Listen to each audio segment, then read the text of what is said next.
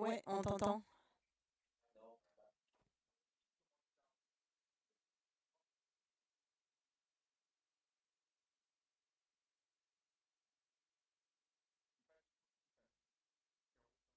Ouais, il faut qu'on... Ouais, voilà, c'est bon. Tu Alors on nous entends? débloque. Tu nous entends là tous les deux? Allez, test, test. Non, on était en train de parler de la nuit d'hier. On était en train de Ouais, parler de la ouais. baraque de Caro et voilà. Elle trouvait qu'elle avait des petites rivières hyper sympas à côté de chez elle, que ça donnait un petit bruit bucolique pour dormir la nuit.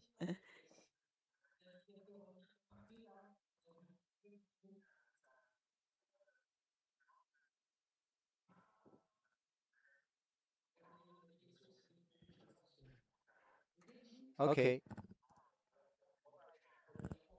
Ok, ça marche. Parfait.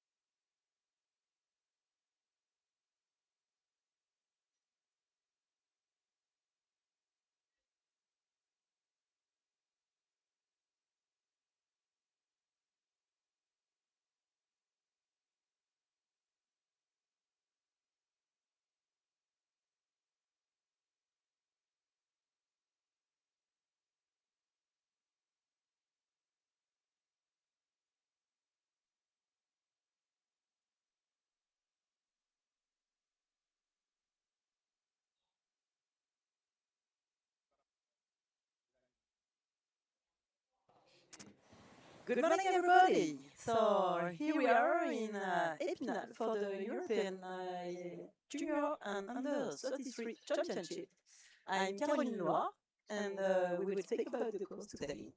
I'm with Stéphane.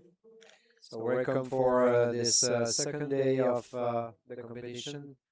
Today we have the C1 races with the first women's one, the junior, and then the man. And we follow the women under 23 and the men under 23. This will be the program this morning, and this afternoon we'll have to follow the team races in C1. And for the first category, here we are with women canoe junior. A lot of them already know the course because they paddled also in K1 yesterday. And they will be 35 to start, and 30 are going to pass the cut of the semi-final. Here we are with Anastasia Popova. Yeah, the first to open the race will be from the neutral athletes, Anastasia Popova.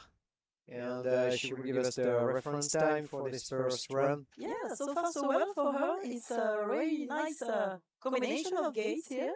She switched. We know that in women category, a lot of them will switch. So if you want, Stefan can explain what is a switch. Whoa, switching is changing the way you paddle. Sometimes you can paddle on the right, and sometimes you paddle on the left. So you just instead of paddling on the other side and keeping the paddle in the same hand, then you will switch and change the hand that will take the paddle. I think for Anastasia, it will be a good time to look. She has for the moment 4 seconds of penalty, one in the gate 10, one in the gate 14. So we know about this course, this design of the course is specific. We have seen a lot of touches yesterday on gate number 6, so we will have to follow this, especially in the team races. And also a lot of touches on gate 23, because I think they are tired, the competitors, in that part of the race. Yeah, Anastasia managed very well the last part of this course, except here for this little touch, will be heavy to his time, but in the drops she managed it very well. So Anastasia has the first time now with a 119.80 in plus 6 seconds. And it will be the reference time, and we can now compare with the rest of the group. But it seems that the Hungarian Adeline Petrick doesn't do it really well with 3 missed gates. Yeah, now we're on course with Anastasia Izumova from Neutral Nation. The third competitor. It's better if she's on late at the first split, just 4 seconds. Ooh, she's too high here in this upstream of the gate 10. She touched it. It's a bit stuck in the stopper. You have to be very careful, and we see that there is a little mess on the river because maybe she took the place of the other one. Yeah, she made a spin in the gate 12. It wasn't so fast, but it's okay. Another spin here. So we have like 3 competitors at the same time on the river. Yeah, she know the course, Anastasia, because she paddled also in K1 yesterday, and she qualified in K1 because she took the 21 place. It seems to be really hard for Adeline Petrick. She's still on the water, still at the gate 13. And it's very hard for her. Ooh, she missed the gate. We talked about this gate, the combination 20, 21, 22. It's a very hard exit here. And we saw this last competitor that she has to paddle more to go to search those gates. So we've seen some problems, some difficulties for the other paddler of Hungary, who is Salanyai. She had It's complicated for her in this upstream. I don't know what the judges are going to put as penalty, but I think the pole wasn't in the good way of her head. Yeah, 50-second penalty on the gate 10. Yeah. I think her goal is to go down the river as fast as possible, and Don't say sad. Don't say sad. she's doing her best. Like everybody. It's really hard for her. Yeah, it's a kind of difficult course because it's really physical, and there is some stoppers who can stop the speed, and we know that in canoeing it's very hard to accelerate the boat because we have only one blade. We see again a spin here in the gate 10, another one. So we don't really know because we have the sometimes Sarah on the video and sometimes Asher from Ireland. So it's just because the Irish one is in the gate 18 and Sarah is also in the gate 18. She was still fair play. She let her pass because she knows that she's slower, and this is the rule in slalom. And we can speak about Asher, who she also paddled yesterday in K1. She took the 26th place, so she knows that she can enter the semi-final in kayak. So we will see in canoe if it will be okay. Et maintenant c'est notre française, il me semble, non? Ouais, c'est ça. Lily Ulmer qui est sur vos écrans, en haut à gauche de vos écrans. Allez, ça se passe bien là, dans ces premiers enchaînements pour Lily. La française, elle le connaît très bien ce bassin. Yeah, we're still following the Sarah Ferreira from Portugal, and then we have Lille on the track. Allez, pour l'instant, ça se passe bien pour Lily. Elle a un petit 2 quand même de pénalité sur la porte 4. Vous la voyez en haut à gauche sur l'écran. Allez, jolie traversée là pour aller plonger dans la glisse. Elle est bien dans la hauteur par rapport à ses portes. Allez, on sait qu'il ne faut pas se faire freiner ici dans les rouleaux. So we have there's something interesting for this category is that we have only 35 competitors and 30 of them will be in the semi-finals. So there are no big risks of being out. You just have to not to miss any gates. Allez, Lily, elle a que 4 secondes, elle a un petit peu moins de 5 secondes de retard au premier intermédiaire. Elle vient rattraper ce retard, elle a 3 secondes pour l'instant de retard à l'intermédiaire. Comme tu le disais, Stéphane, l'enjeu c'est de passer le cup des tours de première. Il n'y en a que 5 qui seront éliminés, donc pour l'instant je pense que ça se passe vraiment bien pour Lily. Allez, elle est haute là dans la porte 20, mais elle a touché avec l'avant du bateau. Attention à cette reprise, on sait qu'elle est piège. Aïe, aïe, aïe.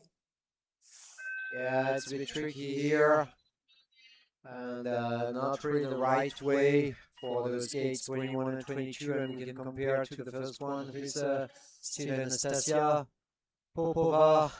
Allez, c'est bon pour Lily Lily. is at the second place and already qualified. She's down by 1 second and a half. No, in the screen we see not that I think for Germany because she have the helmet with the color of the flag of Germany. She's Nova Müller. So we already have 2 competitors qualified for the semi-final, and just waiting for the other one to see what they can do. As we said, if you don't miss any gates, it seems that you can have a place, your place in We the see semi. a roll here. It's okay for her. She passed the gates, even if she rolled. So yesterday she was also paddling in the K1 team, and she did a second place. So she is a vice European champion in K1 team. So it seems that Nova Müller will do it. Yeah, she's third. And she joined the 2 other one in the semi-final. We will see in 2 days.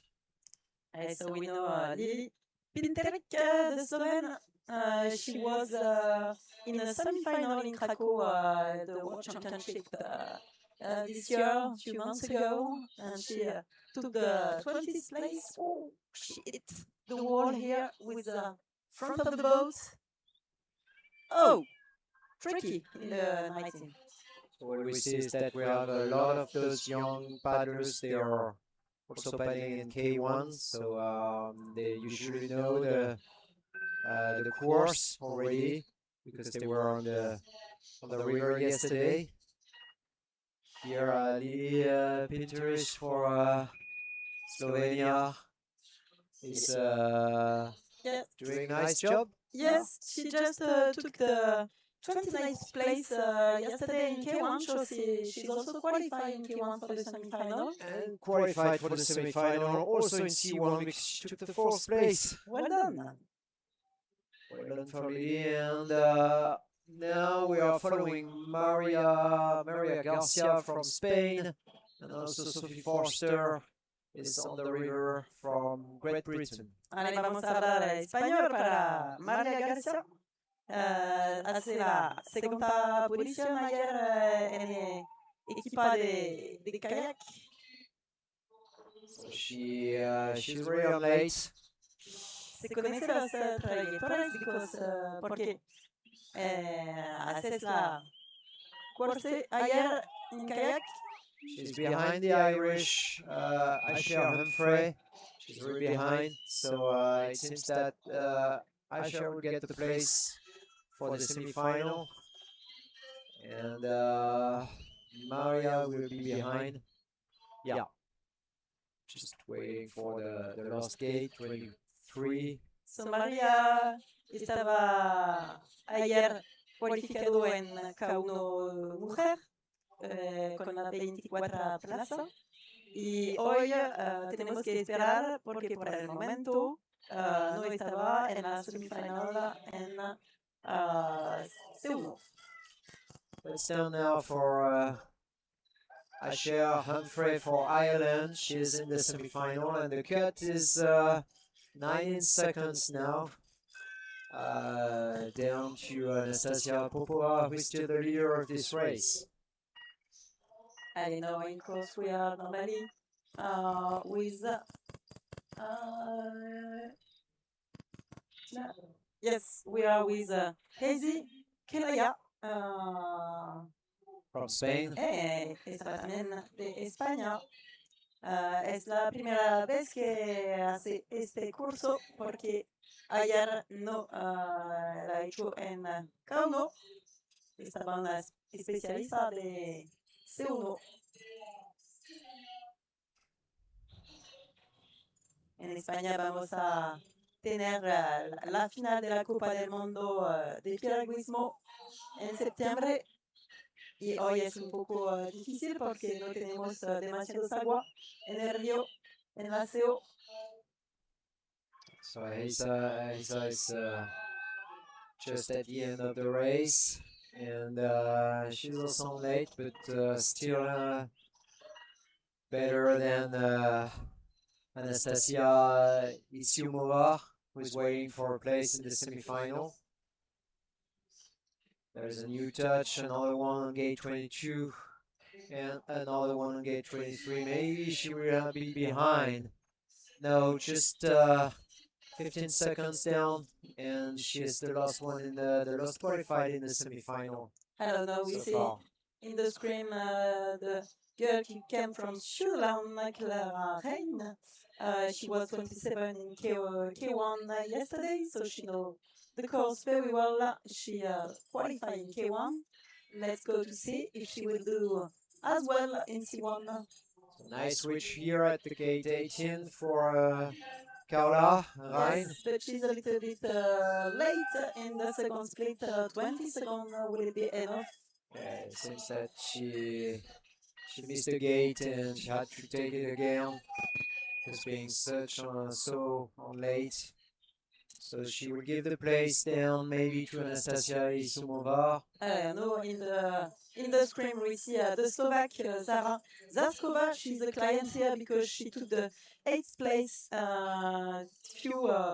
few months ago in the World Championship in Krakow, and she was also last year, fifth place in the four. So Carla made it up and is made a better time than Anastasia, and she secured her place in the semifinal. The last qualified, and the cut is still 19 seconds now. Ooh, she did a very good combination of gate here at the end of this section for the Slovak Zara. I think we have to watch the clock because she was a few late in the second split, but yes, it's okay for her. She took the second place in the unofficial result for the moment. It's okay for the semi-final for her.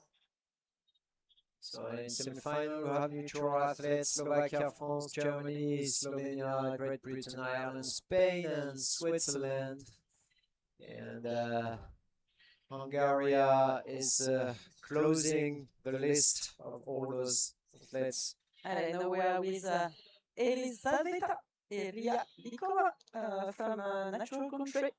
She's also an international paddler. Last year, she took the 29th place in four in last World Championship or European four. I don't remember.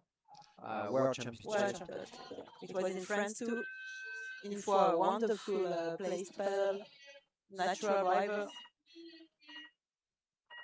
So they are just, as we see for Elisaveta, and also the one following Elisa from Latvia. They are still in the cut, and they can get a place in the semi-final. It's down for Elisaveta because she finished sixth, and we're waiting for Elisa from Latvia. It's all clean run, no penalty. Oh, I said it, and there is one on gate 12, and she has not rated a good way. And in the top of the screen, you can see Darcy Macmillan's. She came from Great Britain, and she also was paddling in for last year. And she was 26 last year, so I think she wants to ameliorate this score. And Darcy has a big problem. She fall down, and I don't know whether she missed the gate or not. Seems not. Only touches, but she's really late, and she will have to give a lot of energy to be in the semi-final after. Oh, whoa, whoa, whoa. It's not really clean and well balanced with the boat. Yeah, I think it was on the line she chose during the analysis, but current was too strong for her. Yeah, she's a bit upset, but she has to maintain some pressure till the end because everything is possible in this category. So in canoe, we are kneeling the boat, and we have only one blade to accelerate the boat, so it's harder for the balance than in kayak. And it will be really hard for Elisa. She just finishes her race, but had two big penalties with 250. So she won't qualify for now for the semi-final. And on your screen, you see Petra Soskova. She was in the semi-final last year in the World Championship, and she also paddled in K1 yesterday. She took the 23rd place, so it's very nice for her. She knows that she's qualifying the semi for in K1, and now she will try to do the same in C1. And she was just under the podium yesterday in the team races. She was for with her teammate in K1. So Petra from Slovakia, a good school of kayaking, and we can see that she is taking the lead. Everything is clean, there is no touch, no penalty at all. And she will be the first, first far round. away from. Yeah, and she pushes the second one 11 seconds later, so it's really a good round. Yes, we know that is an advantage to do the run one day before in K1 because you know the line. You know the energy of the currents. You know where to keep technical and where to put some more speed. Oh, we have a new fast first splits here, but there is too many touches, I think, for the German Maxi Müller. Yeah, there was a problem with the first and the second split. She Doesn't was make any sense. she was fifth last year in the World Championship in four, and 13 in this year in Krakow. It's like we said yesterday when there are so few of the competitors to be removed from the list for the semi-final, and it's very hard to find the correct speed. You don't want to touch, you don't want to make any mistake, but sometimes you miss some speed, and then you can miss a gate or make a big mistake, and that's sad. No, because we have a ready client because she was first. Yesterday, she's already a European champion by team in K1 women, and she also the World Championship in title in four last year. But this year in Krakow, she made the seventh place, so I think she wants to do better here in the European Championship. And in the first split, she was faster for the moment. Yeah, we've seen that those girls from Czechia in the junior team, they're already strong. They took the place 1, 2, and 3, all the podium at the World Championship in K1. And let's see what they will do in C1. Today is just a run to warm up and to discover the river and the competition and to be ready for the big race in 2 days. And of course for the teams this afternoon. Ahora en la carrera tenemos una atleta de Andorra, so vamos a hablar español para cambiar un poco. Estaba bien para ella por el momento, pero es un poco complicado aquí. So we've seen on the screen that I think it's Leni Uffer from Switzerland. She missed some gates because she was upside down during the gate number 6 and 7. So she won't do it to the semi-final. She's the third competitor to have more than 1 or 2 50s. So I think it will be the problem if you have 150 or 2, then you won't be in the semi-final, and it's open for the other one. Está para el final para una Pellegrine, estaba 13-5. 35 posición en FUA la año pasada y ahora termina en la sí, estaba bien para una pasar a la semifinal. So the cat is now 41 seconds, which is really big time. It can be 41 seconds late and then go in the semi-final. It's if you do a good run but you have a 50, you can already do this. Whoa, once again in the water. Now we are with Leni Uffer from Switzerland. It was a little bit complex for her here. She rolled in the gates. Yeah, she rolled 2 times. Leni is not very confident with the C1. And we are with Jasmine Wild. She also paddled in K1 yesterday. She was 20, so she's qualifying K1. She was with her teammate 8 in the team races yesterday. And she also had the palmarès of the 13th position in for last year. So Jasmine from Great Britain, she has a 50, but maybe she can do something because the cut is now 1 minute. The next one to wait for a place is Sarah Ferreira, and she's 1 minute behind the time of Petra Soskova, the leader of this category right now. Yeah, and Petra, she did very well because she had a clean round, 0 seconds of penalty. I think she's the only one for the moment. Yeah, exactly. She's the only one with a 0 with no penalty. And so where is Jasmine? Jasmine is the first not uh, qualified for the semi-final. She's behind for 70 seconds. Of course, she has a 50. But what we can see is that now with the 50 you can definitely be in the semi-final. Now, of course, we're with Georgia Relia. She came from Greece, and it's very nice now to see a lot of athletes paddling in Greece. I think it's a really nation which is growing here in the slalom landscape. Yeah, they have a good group, nice group, and they are really better and better every year. And we've seen the first medal at the World Championship in Krakow 1 month ago for this country. So we have to watch them in the future. We have the second French preparing in the start line. Laurette Lally.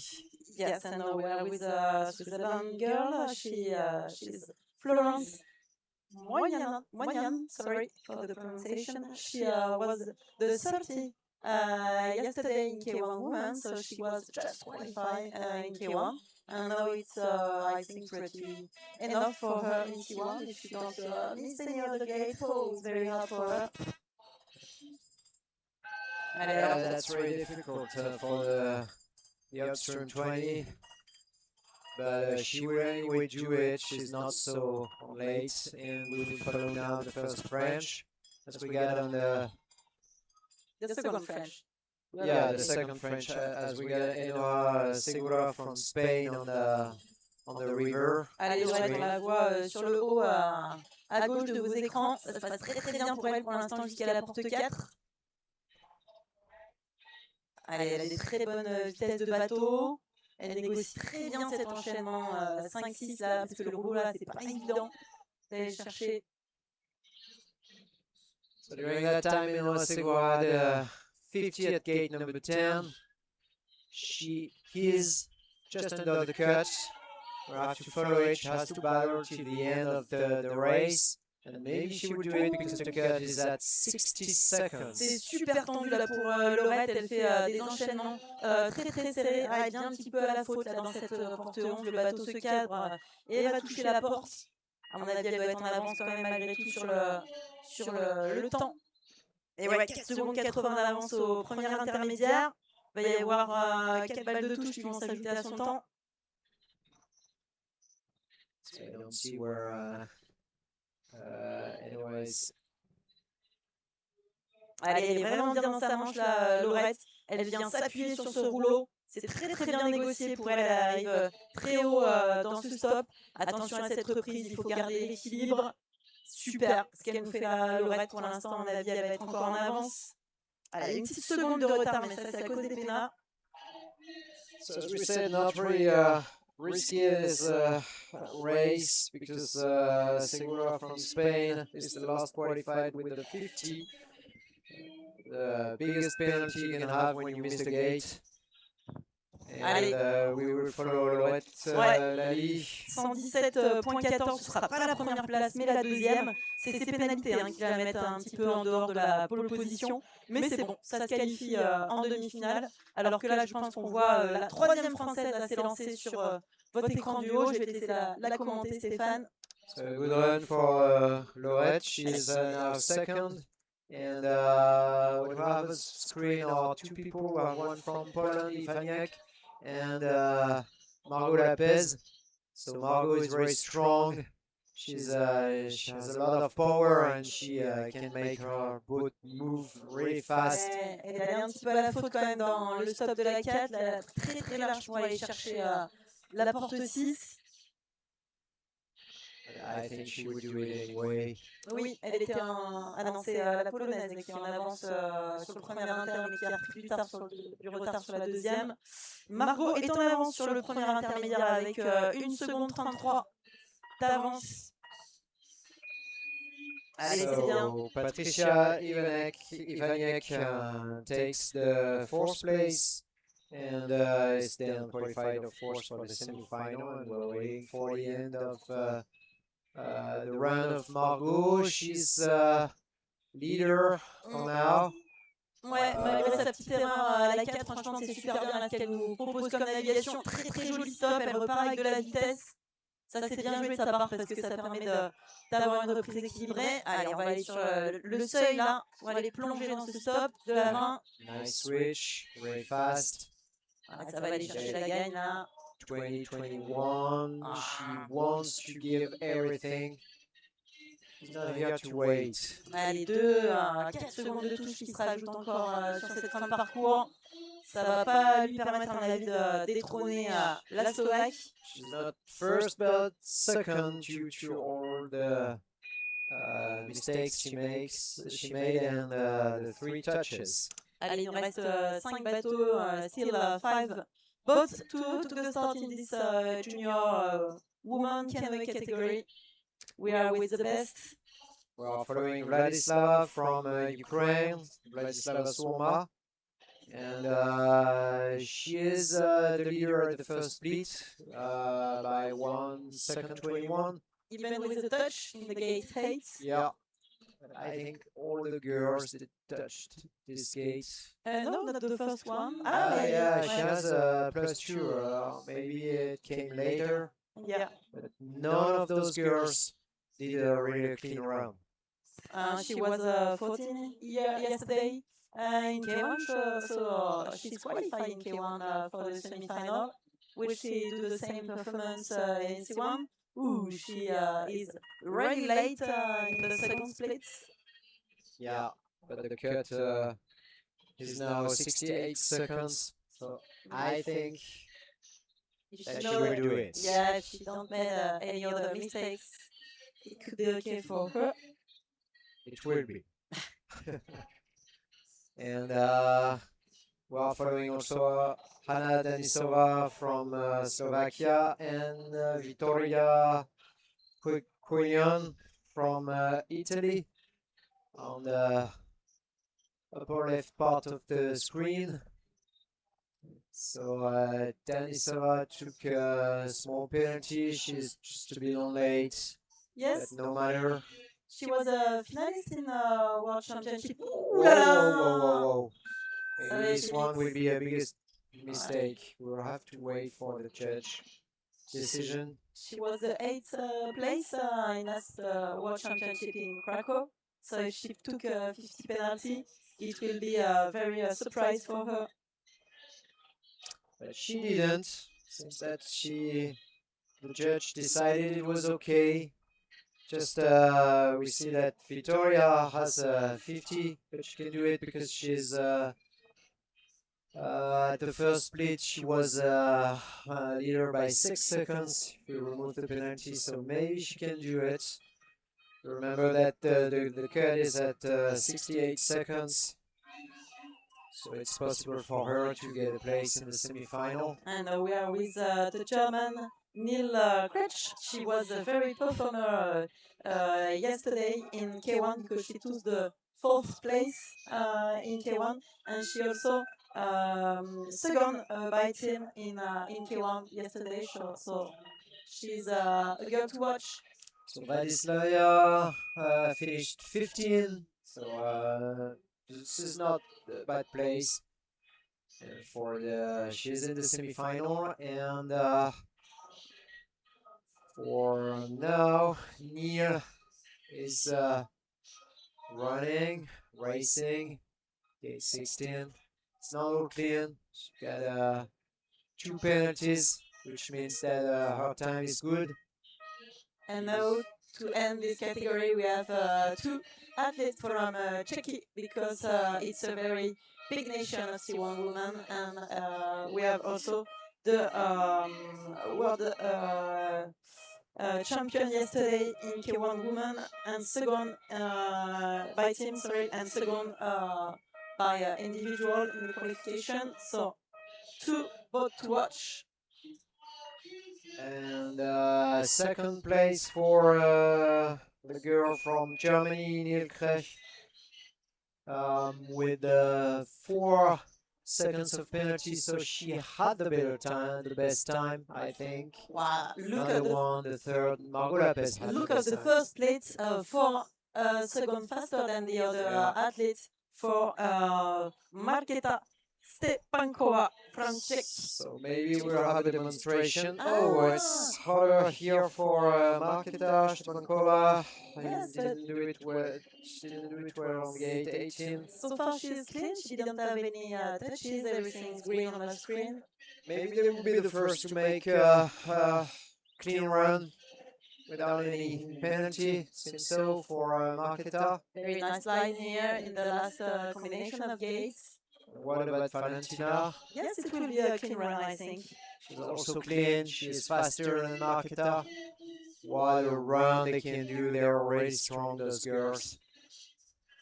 Yes, we know that Czechia, it's a very big nation of canoe women, and she's on the lead in the first lead for the last competitor to start in this category. She is she took the second place in the World Championship last year in Foix. Yeah, they are following their training partner, Teresa, who was world champion this year in Oklahoma, or also in the male category. They had a medal. Yeah, I think it will also be a clean run for these two competitors. Franchement, chapeau, hein. Super. Wow, 3 secondes 75, 3 seconds and 75. Seems that they want to let a place on the podium for other people. So we'll see what will be the semi and the final, but we know that we'll have to watch those girls from Czechia because they are really strong and they can make something incredible. So end of this first category. Who is removed? Who won't see the semi-final? So Wild from Great Britain, Tare from Latvia, Uffer from Switzerland, Petrick from Hungary, and Niari from Hungary. They won't see the semi-final. All the rest of the category, all the others are qualified. And now it's the beginning of the men junior C1 category with the B311 from Slovenia. It will be Grins, Achaz. We always apologize for the pronunciation of all those names. So we will open the dance for the new category in less than 5 minutes now. Okay.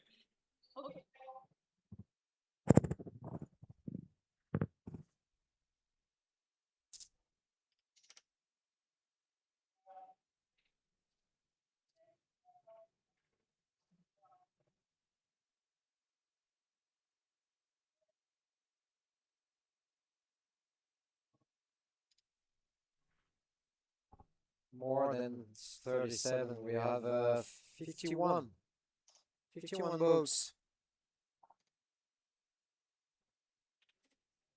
So 51 boats, the same, 30 in the semi-final, 21 to be removed. A bit more challenging.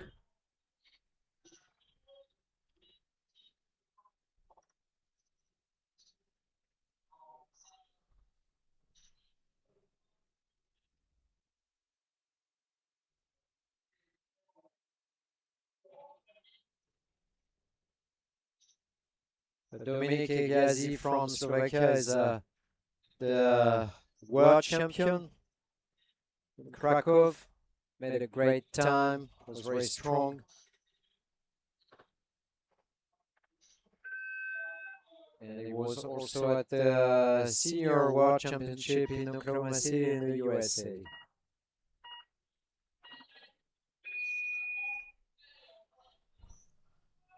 Yes, so he have a very big summer.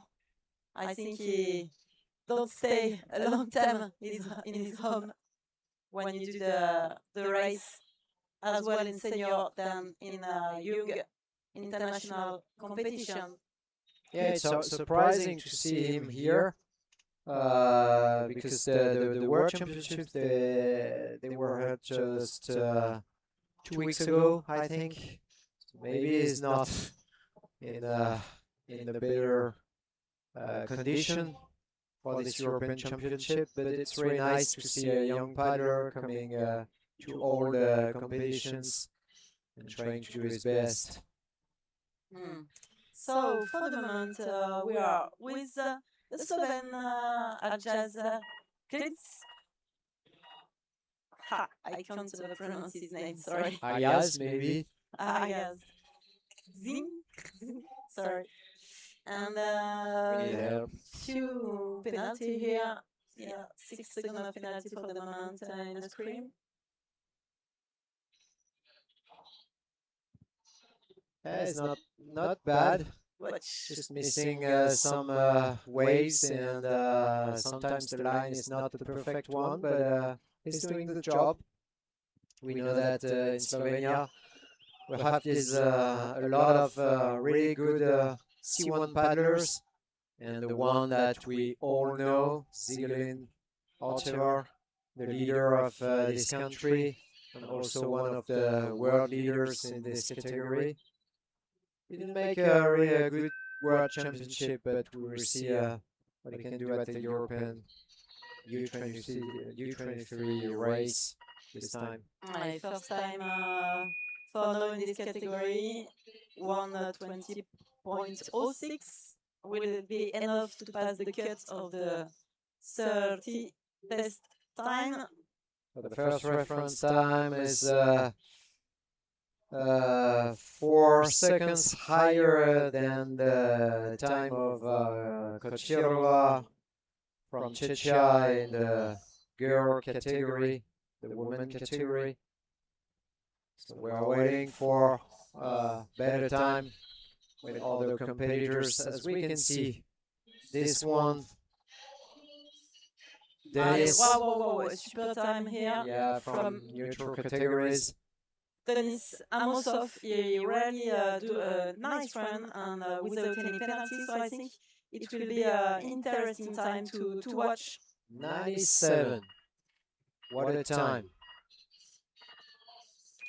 I think it will be one of the reference time, and we will have to wait before someone can beat him. Yeah, a long time, I think, too. I mean, Surprising. yeah. Here on course we are with the Ukraine guy, Rostislav Matyenko. It's a little bit hard for him. Yeah, on the second split, lost of second behind. Could it be enough? Yeah, I think he will take. He can take the second place, but it's really far from the first time. I have no idea what the cut will be. We really have to wait for other competitors because before we know anything, it's really hard to know all those competitors. As we said yesterday, the junior, they usually don't run before, and for a lot of them, it's their first competition. No, we see with the Hungarian guy that it's really not so easy to do slalom in canoe. It's very hard for him, but he don't let anything pass. He have to paddle a lot to catch this gate. He wants to He may do a lot.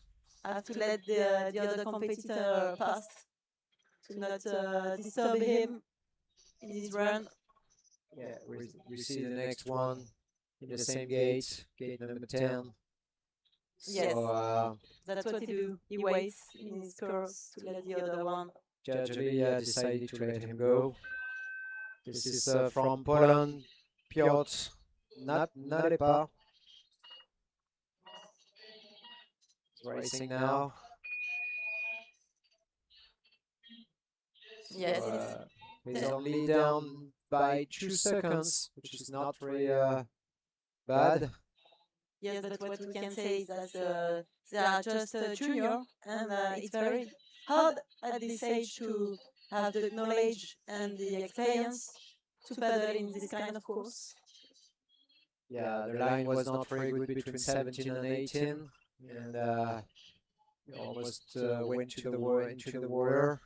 He's now on late for 8 seconds, just waiting the end of the race.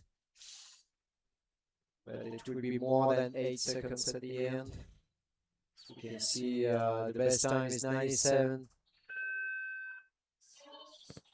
And Piotr takes the which one?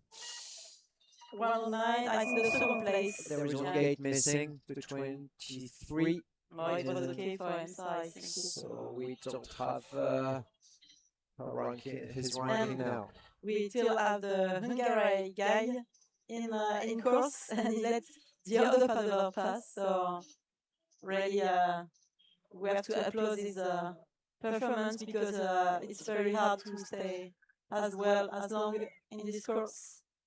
He wants to rentabiliser. I don't know the name in English. It's economy. You give the money and you want to get more for your money. So you want to paddle more and more and more. So I think he will stay for 10 minutes on the river. Another interesting time to look. So for the moment, the two people on the lead came from neutral country. Haleski, Silov. It's very interesting that those guys done. I think it will be enough for them because the time is very good for them. So Jajali is just at the end. Congrats, made it.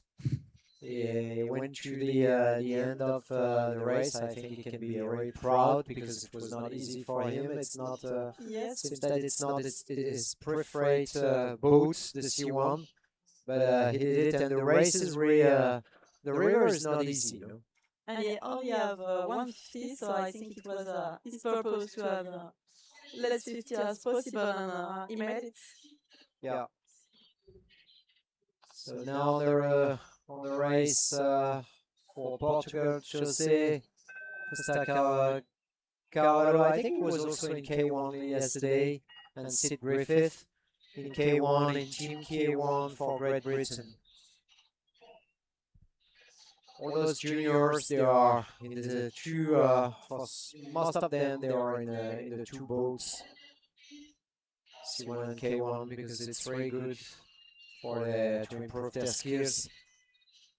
If you want to be better in K1, then you can make C1, and it will help you, and also in C1 to make K1 more sport. Very tricky here in the 21. Yeah. We will let the judge decide whether it was correct or not. Now we are with another natural country with Mikhail Filatov, and for the moment it's very great for him too. It's interesting to see that the 1 and 2 are from the neutral countries, and we have Denis Amosov, the leader, and Alexei Sisov, the second one, but Alexei was not so late. He's in 100. The time is 100. It's just down by 1 second 35 if you remove the 2 seconds of penalty. So the time is really close to the one of Denis Amosov. You get the line here between the 16 and 17, so you know that you have to catch the time. I'm a little bit disturbed here in his hole. Yeah, the third one will be it will be very far away, I think, because there is a 12 second slower. It will be.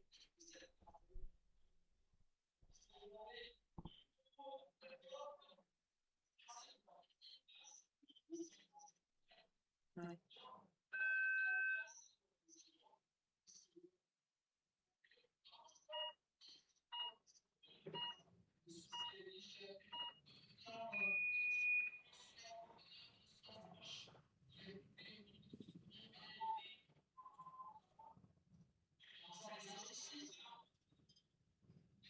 I have a little problem here with sonorization because we heard each other.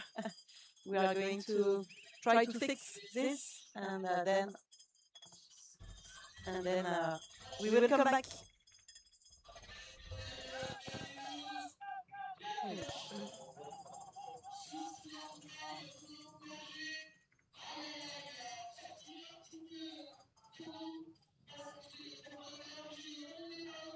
We have an echo in this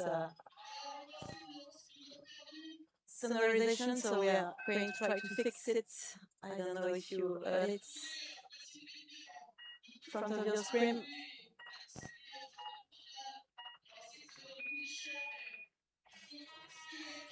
We are with the Greek nowadays in your screen.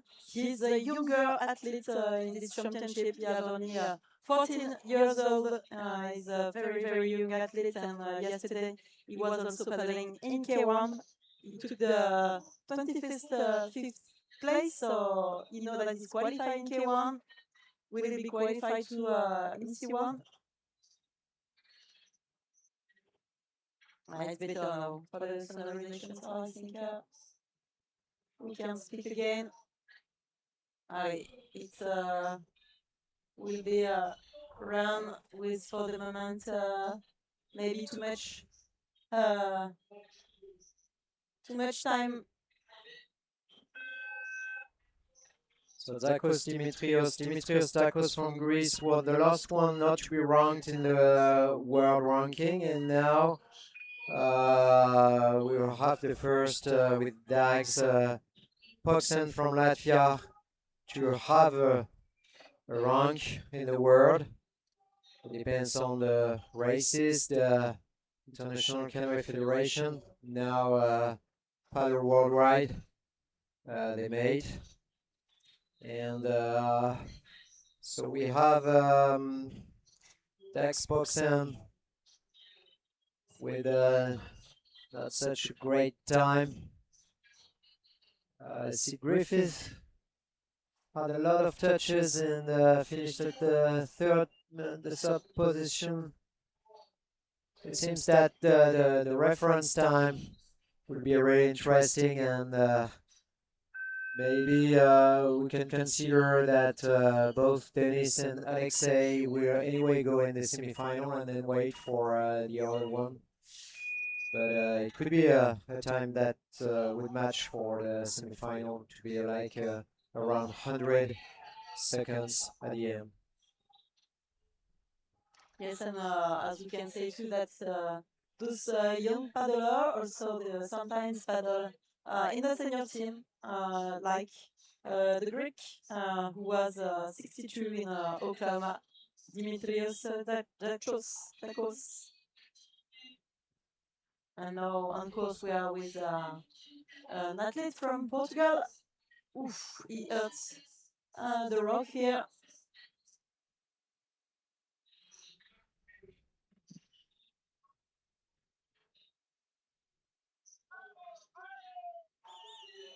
We see that he also switched the size of paddling. It's hard for them to create speed. And this is the problem in canoe. If you don't have speed, it's like in bicycle. The balance is very hard to have. Yeah, it's very hard with those boats, and we can say that for most of them, their main boat is the K1. And one more in the water, we can see it has a lot of problem. Yes, normally when we learn a canoe, the first boat you enter in, it's a kayak. And then a few years after, you try C1 because it's easier to learn. So Jose from Portugal took the 10th place, behind for 41 seconds. Quite sure he won't make it to the semi-final, but as we are with the junior, we never know what can happen, what will happen at the end. We remind you that there are 51 competitors in this category, and only 30. We have to remove 21, only 30 in the semi-final. So just a few one, and we received the first qualified. After the bib number 291, we received the first qualified for the semi-final. We have the first French guy, Léo Royer. And now, of course, it's a Switzerland guy, Maximilian Winter. It's pretty well for him for the moment. He didn't touch any gates in the first section. Et comme tu disais, effectivement, Stéphane, on va avoir notre premier Français à s'élancer là, Léo Royer. Maximilian made a big mistake at gate number 9. He wasn't late at the first split. I think he will be really far from the best time after the second split. And we can see Léo Royer now. Ouais, Léo qui a fait déjà une très belle saison, une très belle début de saison là, à l'international. So he was vice world champion in K1 in Krakow because he was instead of Riwal from La Réunion, because Riwal was injured and wasn't able to be at the competition, so Leo was replacing him. Et ouais, il avait pris l'opportunité et effectivement, comme tu dis, champion du monde, c'est un sacré palmarès déjà à cet âge. Yeah, vice world champion in K1 and now is in C1. He didn't make anything in C1 the world championship, if I remember well. And I think he will try to do really better here. He's a good paddler. Ouais, il a eu une petite touche sur le premier stop là, à la 4 déjà sur son temps. Mais par contre, le bateau ne s'arrête pas. Il est vraiment tout le temps au-dessus de l'eau. Hein. C'est vraiment une de ses qualités à Léo. Il arrive à conserver la vitesse. C'est un fin glisseur, comme on dit. Yeah, he's only late. He's just a bit late, but only for 3 seconds and a half. So it's not really a problem, I think. It won't be a problem in this category, and I'm sure he will secure his place in the semi-final. On voit qu'il a choisi quand même de switcher très souvent sur ce parcours, sur chaque décalé là, chaque descente verte, il a changé de bordée. Est-ce que ça va être payant? On le rappelle hein, sur le... I think, yeah, he takes the first place. Ah, il a vraiment amélioré hein, le bas de parcours là, c'est super ce qu'il nous a fait Léo. À mon avis, ça va être vraiment un temps de référence. On pensait que celui de Denis à Mosov allait rester très longtemps. Et ben voilà, Léo nous a fait démentir nos pronostics. So exactly what we said. The better time they will be around just below 100, and I think it will be okay for Leo and Denis. I don't see any possibility for them not to be in the semi-final. And now we have, we are following Stanislav from Latvia, Stanislav Mosunovs. It's a little bit hard for him. He has 22.42 seconds behind the best time. So yeah, he's maybe too much late. Not really easy for him to up qualification here. We've seen him yesterday in K1 or so. Just waiting for the end of the race, but it will be a bit hard for him. As we got another competitor from Greece. Yes, Nikolaos Padidis. He had a good first split, just half a second behind the best time. And a small touch in the gate 10. Oof, but he loses a lot of time in the second section. He has 10 seconds late, so it's maybe also here a little bit hard for him. You know that he has to get this upstream gates. Surprising this second half of the roll again of the course. It's very hard when we were doing a slalom race because your head is upside down. The beginning tailgate 8 is quite similar to what they know, but then there are big stoppers. Alors que dans nos écrans, on a le deuxième français à s'élancer, vous le voyez normalement sur vos écrans. Allez, encore un esquimotage pour l'anglais là. C'est la série des esquimotages sur ces enchaînements d'athlètes. Et on va avoir deux Français qui vont s'enchaîner les uns derrière les autres. Il s'agit de Cyrian Menua et Théo Chetouille. So two French following Cyril Menu and Théo Chetouille, but just before we are following Alex Kitro, who told us that he had a 50, and so I think he knows that he won't do it to the semi-final. Allez, Cyrian, c'est un athlète qui change très rarement, il switch rarement, il a un très bon débordé, donc il conserve cette qualité de séiste. Il a un très grand gabarit également pour son âge, on le rappelle, on est chez les juniors, les moins de 18 ans. Ça se passe très bien pour lui, il a 2 secondes 95 d'avance, 5 secondes 54 d'avance sur le deuxième chrono intermédiaire. Là, il nous fait une manche, il enflamme le bassin. Yeah, he's a really big guy and able to produce something that is similar to the seniors. Super stop là. Alors là, il va tuer la manche comme on dit là, Cyrian. Je ne pense pas qu'il ait touché de porte pour l'instant. Tous les feux sont au vert. Allez. Wow, ça va être énorme. 4 secondes 09 d'avance. Il prend la première place au provisoire. Alors qu'on a notre deuxième français, Théo Chetouille, qui lui a 1 seconde 77 d'avance, de retard, pardon, sur le premier intermédiaire. Désolé de t'avoir coupé, Stéphane, mais là, c'est intense.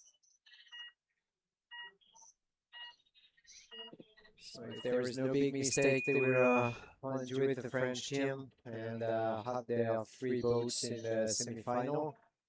And we have the reference time. I think this one would be really hard to beat. 95 for Cyril Menua. Allez, il le connaît, ce bassin, Théo. Il a fait 23e hier en kayak. Il s'est qualifié déjà pour la demi en kayak. Là, il est un petit peu en retard quand même sur le deuxième intermédiaire. Il ne faut surtout pas qu'il perde de temps sur cette dernière section, le dernier enchaînement. Un petit peu difficile là. On le connaît celui-là, il est piégeux. Allez, ça se passe bien pour lui. Allez, maintenant il faut aller chercher le sprint final là pour aller chercher les places 1, 2, 3. Ça va être peut-être un peu compliqué les Français. Allez, 5 secondes 90 derrière, est-ce que ça va être suffisant? 5e place. 5th place. So I think it would be okay for the semi-final. We have the first one in the semi ceremony, of course. The first one, and now every competitor will take a place or give a place to the semi. Ouais, on le sait, c'est dur dans cette catégorie. Il y a 51 bassos à s'élancer. Seulement 30 passeront le cap de la demi-finale. Et il y a vraiment de la densité. So we have Thomas Regula from Poland. It was clean, but just a bit slow. There's a penalty on gate 15, but it's pretty slow, just 12 seconds behind. And entering the gate 23 with a time of 100. Oh, just waiting for him, and he would took the 7th place. He's right behind, and it means that Léo Royer is now in the semi-final. The second French guy in the semi. Yes, now in the screen we see an athlete from Ludwig. It's Cornelius Donoras. So Lithuania, Cornelius already has a touch, and first split time shows that he's not very fast. We see that the balance here in the gate 16. He's not really able to control his boat. I really like the design of his boat. The zebra style. Switching, but it's not the perfect line. So now 25 seconds behind. Pretty hard to get a place in the semi, but we know that there are still so less than 30 people to go. 28 people, 28 athletes, sorry, to go. 28, there can be a lot of mistakes. Also.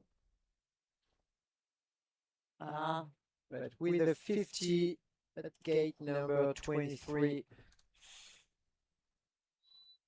I'm sure that you can do that your run can help you to go to the semi-final. As we got Cheka Baro Neil from Andorra. Vamos a hablar un poco español para Andorra. Estaba por el momento un poco después del tiempo de Sirian a 50 en la puerta 21. Va a ser difícil para él. So with the 50 gave the place to semi-final, to the second from the neutral country. Alexei, Denis, Leo, Sirian are now in the semi, and Theo Chitwi is just waiting. Oh, I think it could be enough for Theo. Yeah. We cross the finger. As we can see, Vanovska Polius from Lithuania is now late. It's very far away. And maybe we'll take a 50 at the gate. 20. Which one is this? 18? Because he touched the gate 19 before the 18th. Anyway, he decided not to go in the 18th. Yeah, he doesn't know what he really can do with the boat now. It's a bit lost. Here we are with Gaber Frederick, the Sloven. It's for the moment a few late in the first splits, 1 second 36 later than the time of Sirian, and a touch of 2 seconds in the gate 10, one more in the gate 17.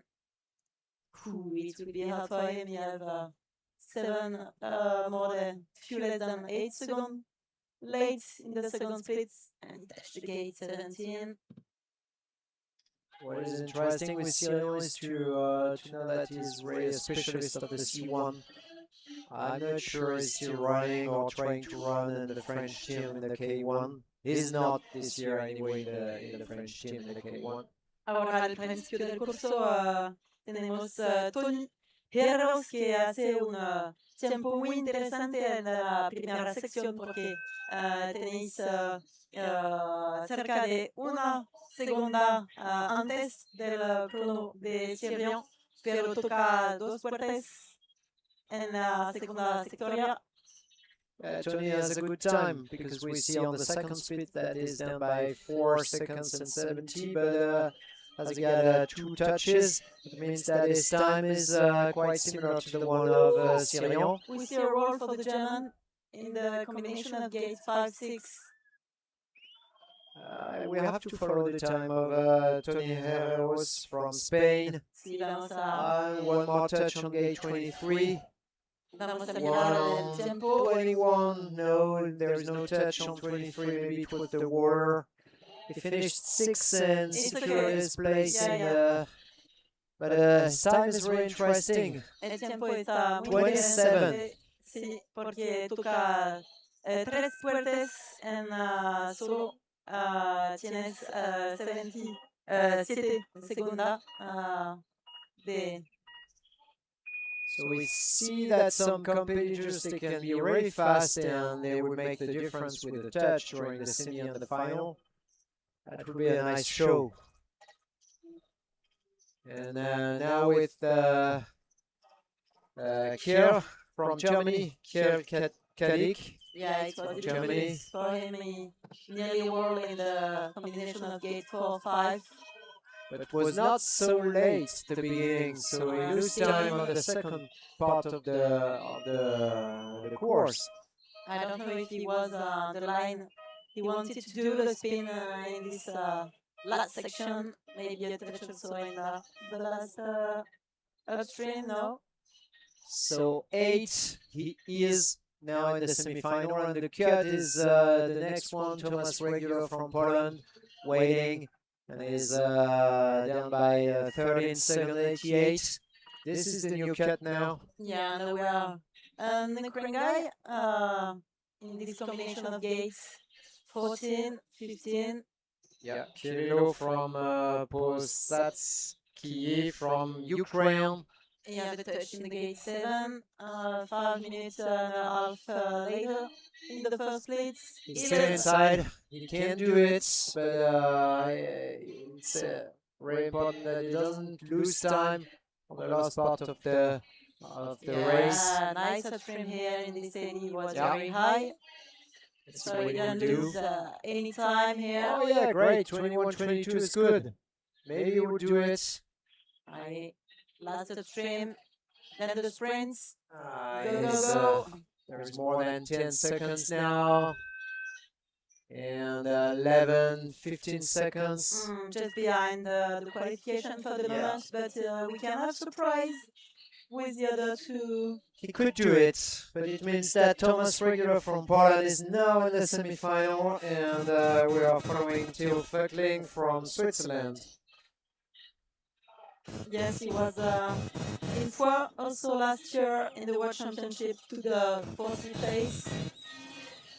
Oh, Theo made a good line here for the gate 18. Doesn't seem to be really fast. He already has 2 touches. Yeah, not just make it gate 21. And at the top of your screen, you can see Jakob Hungvary.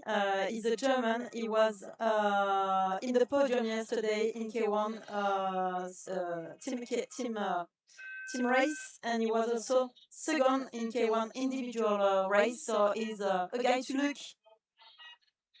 Jakob with the touch. The time was not bad. Now with the touch, he will be on late, but there is no problem because the cut is more than 15 seconds.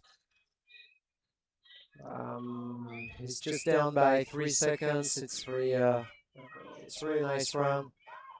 By 3 seconds with a touch, which means really good time. It will be under 100 seconds anyway. Ahora una interesante principio de curso por el español Oriol Sarcos. And Jakob is fourth, takes the 4th place. Estaba un poco después en el tiempo para el español en la primera sección. Vamos a ver lo que puede hacer. Ahí estaba bien en esta remontada. 13, 14. Oriol Charcos on the race now. We know that in Spain they have some good paddlers also. Aquí toca la puerta. Especially one world champion right now. Allez. Bye. Tenéis una casco con la decoración del país. Es muy interesante lo que hace aquí al final. Ahora hay que remar fuerte para definitely be in the semi. Ninth place. It's okay for the semi, and we have a cut. It's still the same. Ukraine, the Kirilo from Ukraine is waiting for a place in the semi. Needs someone to miss a gate or something, and the cut is at 15 seconds now. As we got Matus Mlinček from Slovakia. Allez, 9 por el momento por Oriol. Estaba ok por la semifinal. You see that some of those competitors, they don't want to take any risk.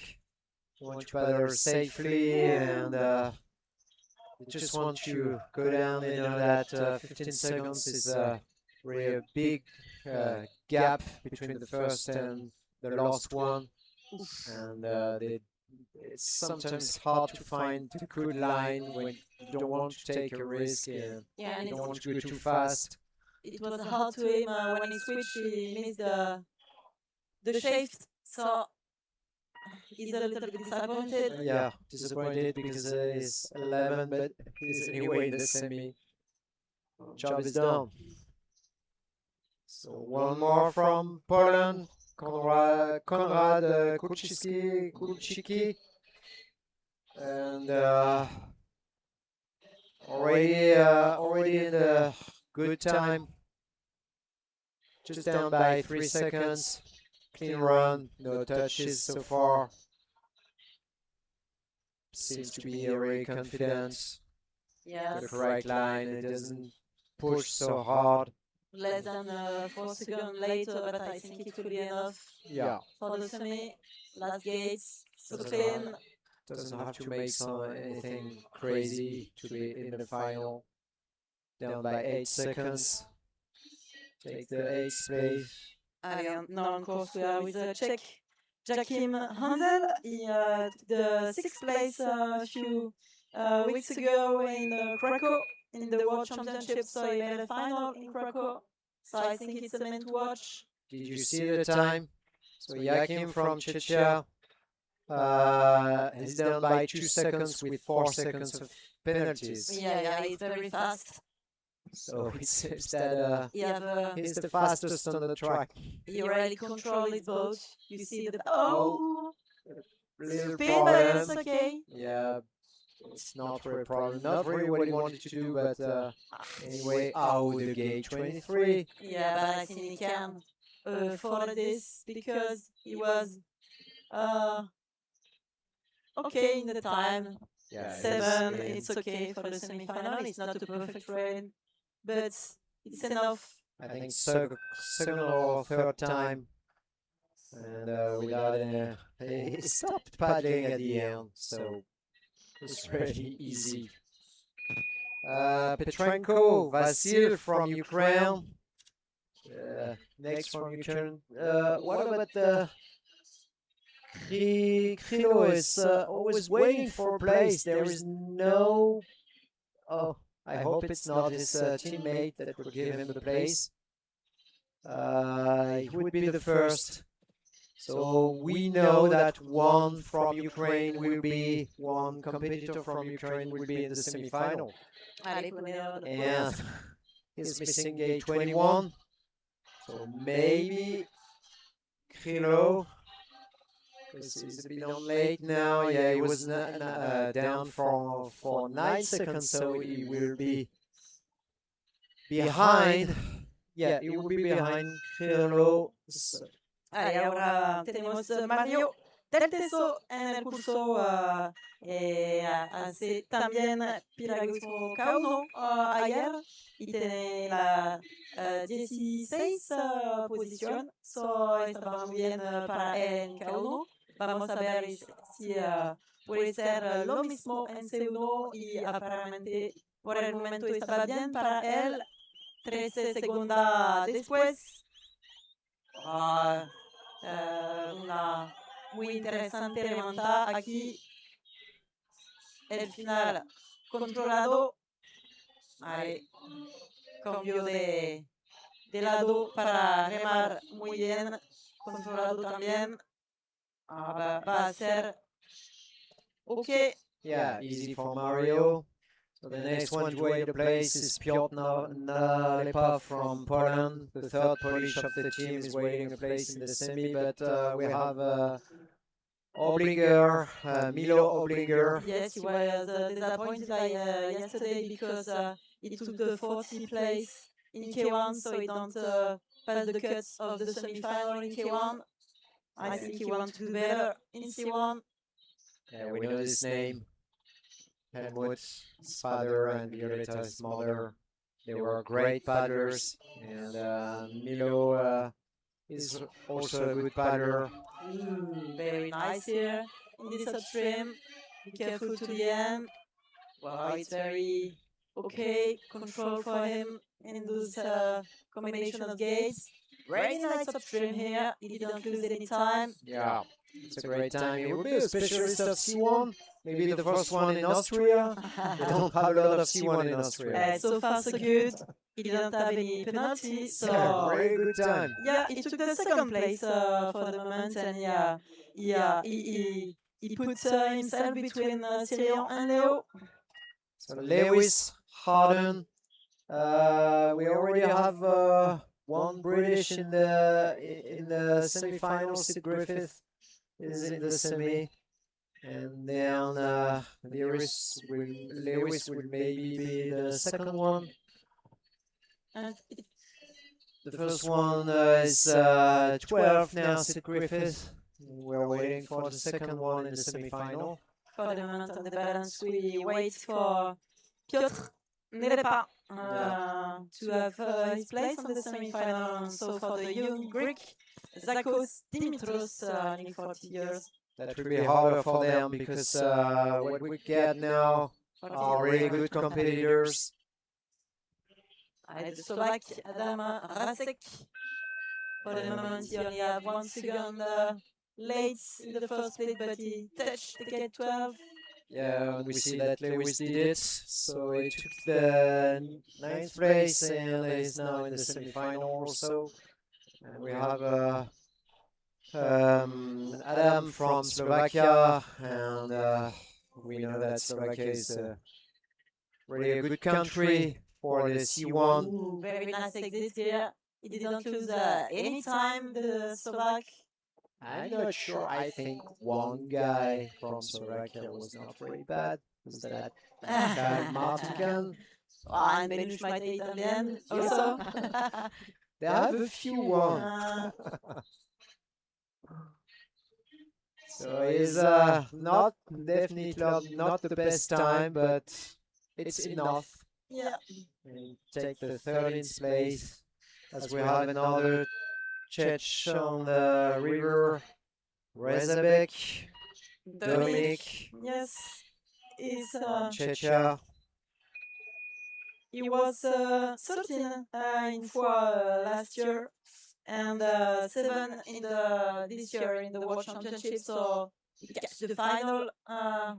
He's in shape. We will see what can do. So we can consider that is He have the best time for the moment with the touch. increasing his skills. Ooh, nice Better. exit. Yeah, the line is perfect.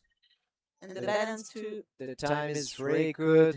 He had a better time of the first section. And he have a good hand of his. Yeah, I stopped paddling. Nothing to do, just down by half a second. Without any power, any energy to use. Very nice. So Lars Aron from Italy, is that right? No, Damian Onjek from Croatia. Yeah, Damian is a bit late, but still in the cuts. Yes, Damien is racing in the senior team also. He was 48 in the World Cup in Tassen this year. Was he at the World Championship? In four, yes, last year. No, I mean I don't in know. the USA. I don't know. I don't remember. That's nice. The line on 21-22 is really good. So I think he would do it. He's really clean, smart in the 23, the gate 23. And of course we have Lars Aron Senoner, the Italian guy. He finished yesterday 10th in K1. So he know the course. Yeah, turning very fast. Had a good time for the first section. Just one penalty, a second one now. But the cut is still 15. Yes, he's Stand by 8 seconds. gifted athlete because he can do as well K1 and C1 very well. He's just waiting now. He knows that doesn't have to make any mistake, and with the 2 touches, Follow a few in his knee here. It's not too fast. it's clean, nice. 7, nearly 8 seconds later in the second split. Concentration. And now, just push a bit more to finish 14 and in the semi-final also. We got a kind of zebra on the water. For the Czech, it's very tense in the line. He cut the line, and yeah, for the moment, he has the fastest time. It's very close to the one of Syrian in the first section. Yeah, but the boat is not that fast in this second part. Yeah, it loses time, like 3 seconds, and now there is a touch. We've seen the boat just a bit, Tiger, it's a tiger boat. not down, just the head of the boat on the left or the right. Yeah, only 18, but he's yet very tall in his boat. Yeah, I said it's a zebra, but no, it's a tiger. Yeah, it's a tiger. We had the zebra yesterday on the water. In K1, yeah. And also Yin and Yang. And we know Camille Prigent with, what is it, a leopard Leopard boat. Yeah. Red, pink leopard boat. So you have to choose another one. We choose the Taz boat or the cat boat. Oh, it's very fast for the Croat Peter Kabek. So Peter Habek from Croatia 10 seconds late in the is late for 10 seconds and the cat is 15. It has to be really it has to be faster at the end because there is another touch. Yeah. And the stop is not really good here. The upstream, gate 20, loses time. It's good for the exits. The last one, we know it can have some surprise here. Too late for by 10 seconds. He only has less than 5 seconds to 24. And 5 more to What go. could it be? 5 more to go. I think it will be okay. 24. And no. Oh yeah, you're right. Yeah. 5 more to go. Now we are with Italian competitor Denis Fina. So the cat is now 17 seconds for the Ukrainian guy.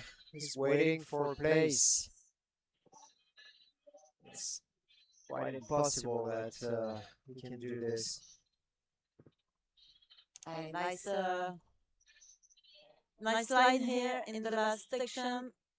6 seconds and a half later in the second split.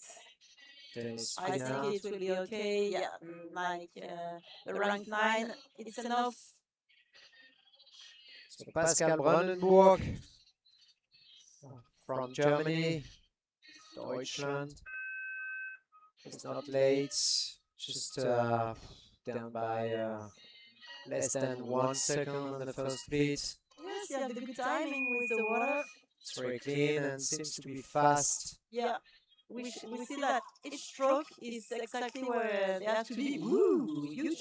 Nice. Upstream here. Yeah. He will do it. It's very good. Yeah. And we know that is very fast. It's nice to see him paddling because he always have a blade in the water, and that's a very good sign of. Yeah, the boat doesn't stuck, doesn't stop.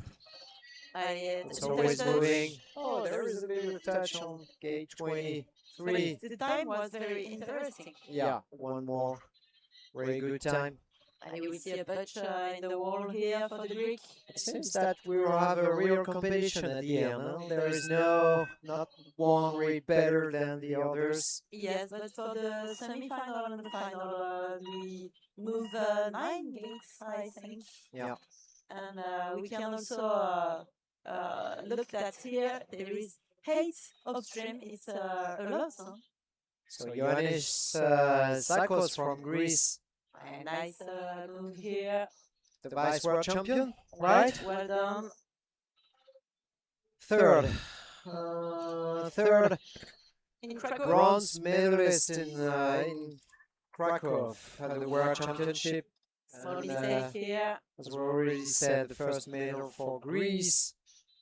Really a good paddler with a lot of great skills. Yes, this nation is very improving now. They have a nice group. And it's still not really good time, not the one he wanted. And he was the first to be ranked under 100 at the world ranking. Now we will have Riccardo Pontarolo from Italy. Yes, we have 2 big clients here. And then vote to go. the strongest, the better, the best. So Dominique now Gazi at the end. on the balance in the place 29, it's the Ukraine Krilo Potatsky and the Greek Dimitrio Zachos.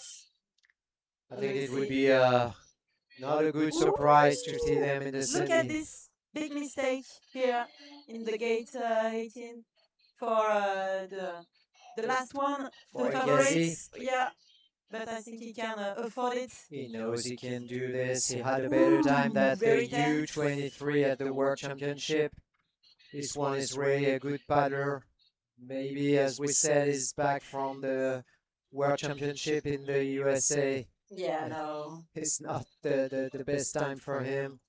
No, he's so clean so far. He just have more than 2 seconds and a half late on the split, Yeah. so he can afford a little mistake. Ooh, he choose to do a débordé here. Yeah, I think he can do a lot of mistakes if he wants. He will anyway be in the semi-final and just have a rest Yeah, I after think that. it will be hard now for Ukraine. Oh, whoa, whoa, whoa, whoa, whoa, whoa, whoa. There is another problem on gate 22. Here again. Watch. Still the jet lag.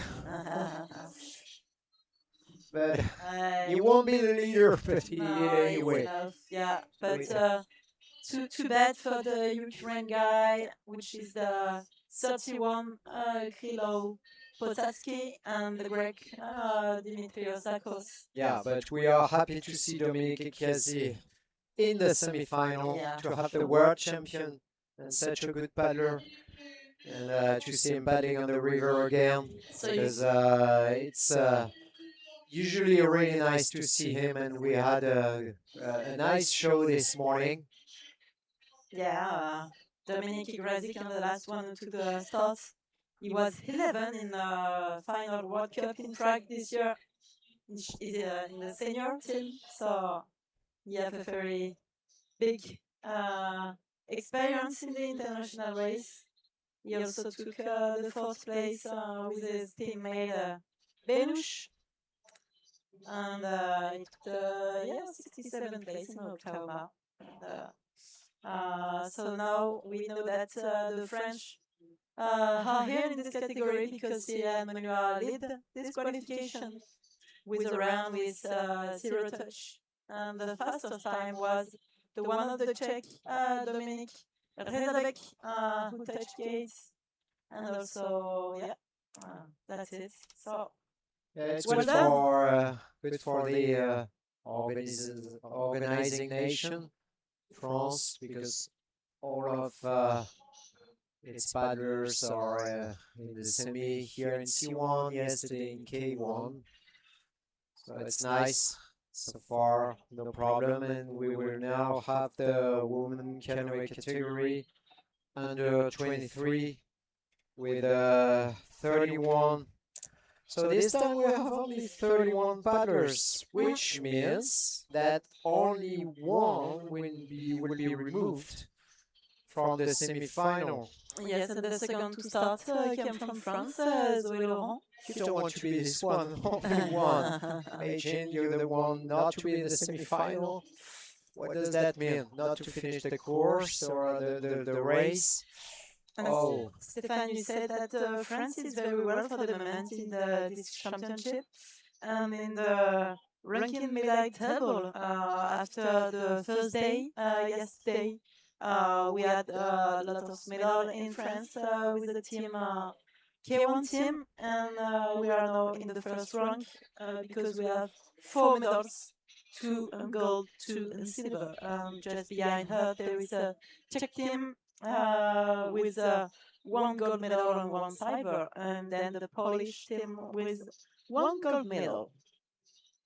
yeah. That's good to begin the week of competition here at the European Championship in Épinal. Yes, because Good it for was France. a little bit hard for the senior team in Oklahoma, for Yeah. the French senior team. Have a better result with the youth and the young squad.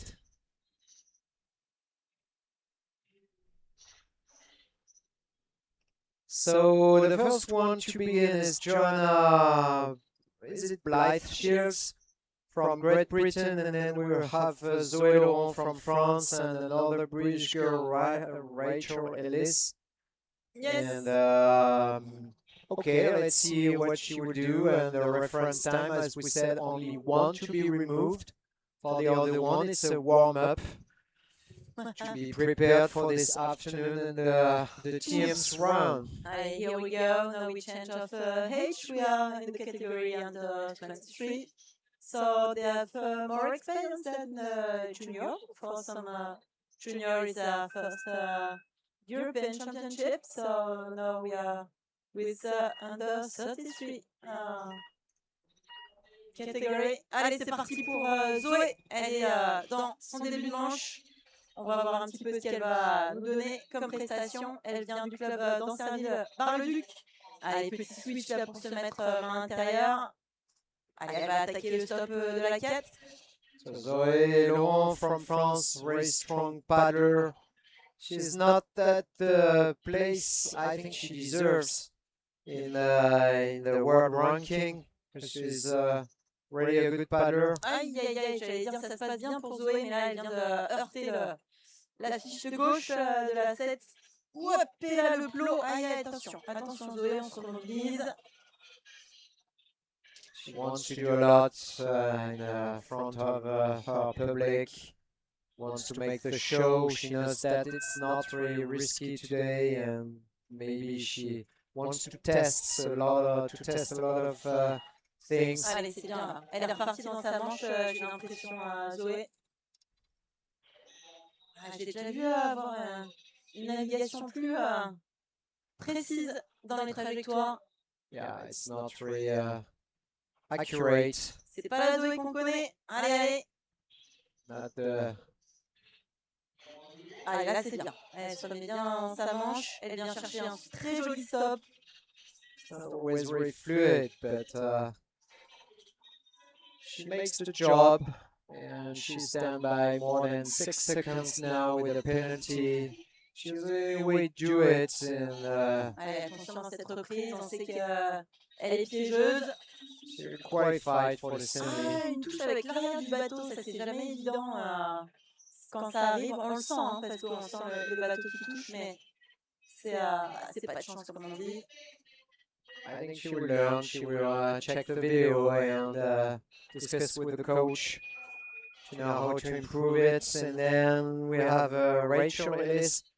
As we said in the category of the U23, there are a lot of competitors that are also in the senior teams in most countries, and sometimes they decide not to come to the European Championship because of the World Championship and the organization of the competitions, or the competitions are too close, so they need to take some vacation because the next World Cup will be held in Paris in Vers-sur-Marne right at the beginning of September. So the one you will see are not always the one you see at the World Championship. The U23 World Championship are the best, but we have some really good competitors here in Épinal. Allez, on vous rappelle hein, pour le programme de cette journée, on est avec vous jusqu'à midi pour commenter ces manches de qualification chez les canoës. Cet après-midi, il y aura les courses par équipe dans lesquelles on va aller chercher des médailles, des podiums, des titres aussi de champion d'Europe. Et on a également donc, la cérémonie des médailles qui sera retransmise cette fin d'après-midi. It will be interesting to watch Czechia once again and to see what the U23 can do compared to their junior teammates who are so strong in K1, both in K1 and C1. I think Czechia is always a good nation. They have really a nice system. Allez, now we have a new leader in the scrim. Just check Anna Fabianova, we know that this team is very strong in C1. Oh, She had surprising. just 2 second penalty. Checha is leading the race. Ho ho. So, Joanna from Great Britain, she's the only one with a 50. We'll have to rate the other competitors, but now what they know is that the cut for them is more than 1 minute behind Anna Fabianova, 64 seconds. So no mistake means semi-final. I love this boat. The decoration is like there is a big storm in the water. Stormy girl.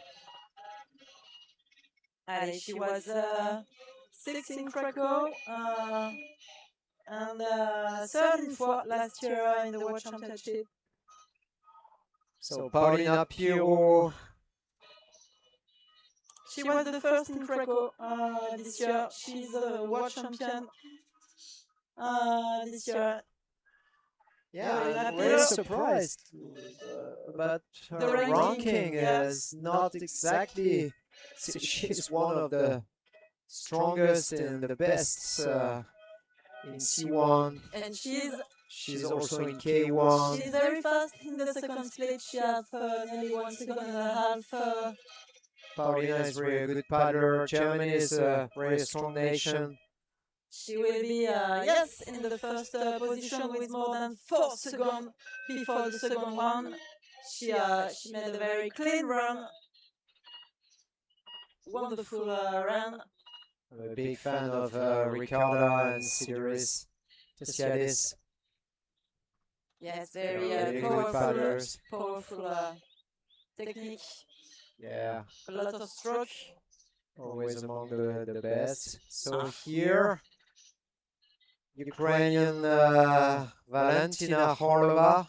For the moment, 8 seconds of penalty in this round. It's a lot, but we remind you that there is only one boat who will be out of this qualification. No 50 girls, and it will be all right.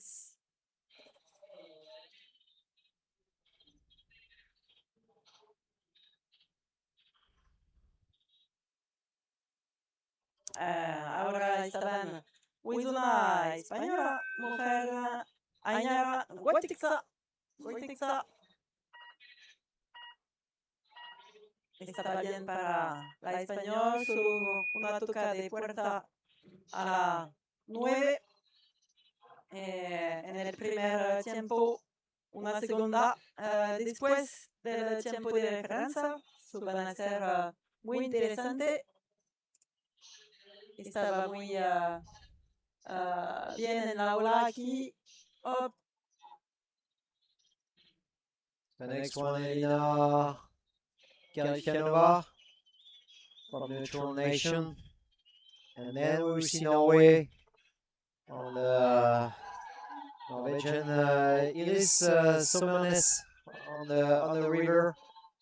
Hay 3 segundos después del tiempo de referencia para la española. Va a ser OK. As you know now, if you don't miss any gate, you're in the semi-final, and it seems that the girls that we see now are ranked under 100. The first one to be ranked under 100, the world ranking will be Lea Senica, bib 340 from Slovenia. So they are quite strong, and seems that they will do it, which is not a good news for Joanna Blythe Shields, who's the only one with a 50. So we are just following those races and see how they can deal. The first one is always Paulina Pirot. This is not very surprising. She's she has the best time and leading for 4 seconds. More than 4 seconds. Now, of course, we have a girl from neutral country, Elina Garfiona. She also raced in International Senior World Cup. She took the 26th place in Augsburg this year, and she was in Penrith 2025, the 44 ranking. So Iris from Norway. There are not a lot of competitors from Norway. I don't know how they train. Do they really live in Norway because the winter are so hot right there, or do they train somewhere else during the winter? We know a lot of competitors that go to countries where it's sunny during the winter. The Czechia. It's a little bit hard for her. That Yeah, she's very slow. Tries to find a line. It's more she wants to get any gate, so she missed the 18 now because she touched the 19 before. On the top of the screen, you have the Slovak Ivana Šlebova. She was also paddling yesterday in K1. She took the 13th place, so she knows the round, she knows the line. She was 7 Nicholas in 2024. And Joanna will be in the semi because she has only 150 and Iris has now 250s. So she decided not to take the gate 19. So it's done. Joanna is in the semi. It's quite a miracle for her, but she is in.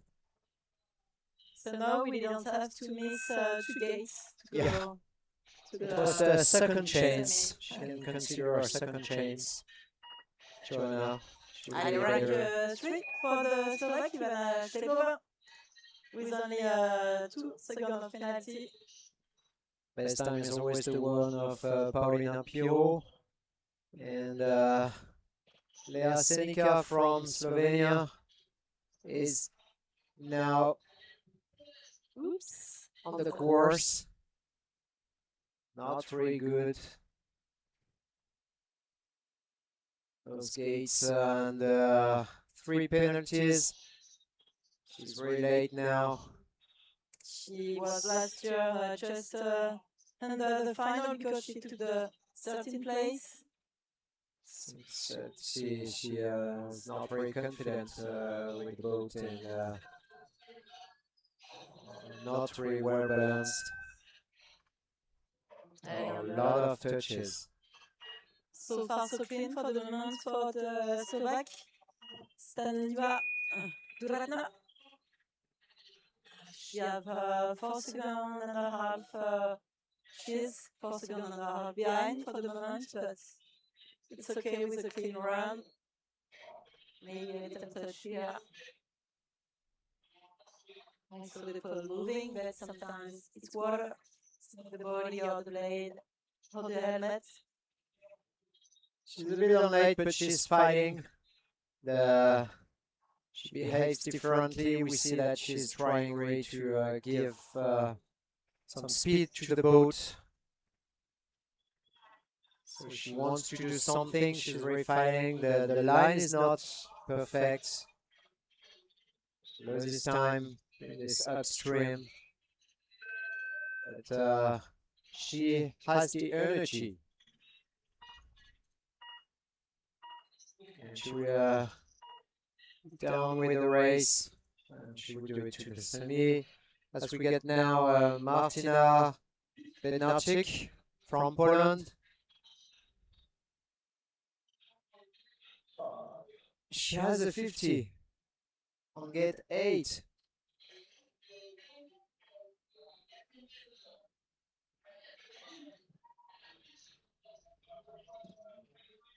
She has a 50, but she's fighting like she doesn't have one. So I think she knows that the cut is very far and she can do this.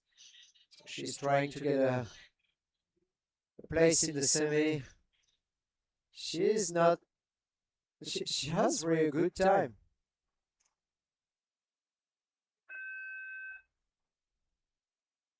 It is.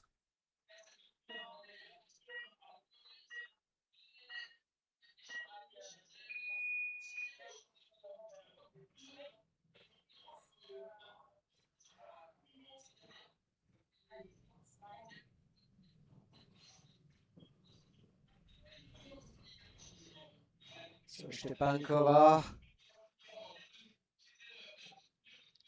just done by 3 seconds. That was dangerous. That is really dangerous when you're on the left side of the river. Then the risk is to touch the gate 19 before you enter the 18, and then to get a 50.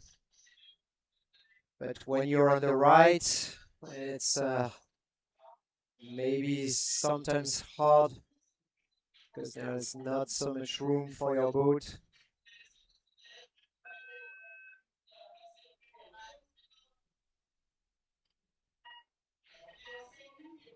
So Juliet Stepankova will make it, sorry. And we have Alexandra from Ukraine, Orlova. Nice blue boat.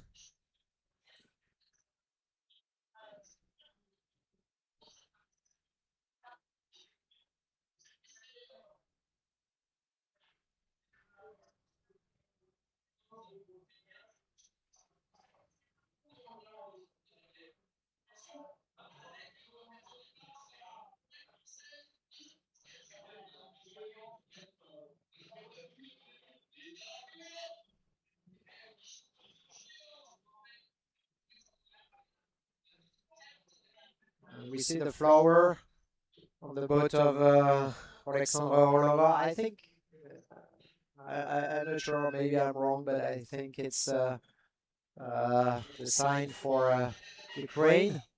And now is Lena Kemere. We know her father, Philippe, was at the Olympics in C2. And Lena is a young paddler, vice world champion in 2024.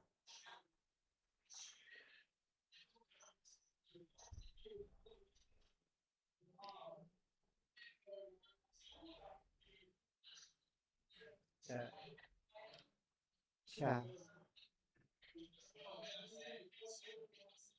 She had a bad experience at the World Championship and was really not on the place she wanted. And she's now fighting for a better place at the European Championships. She's well prepared. Had a medal in the French Championship in K1. I think she is a French champion in K1. But she's a specialist of the C1.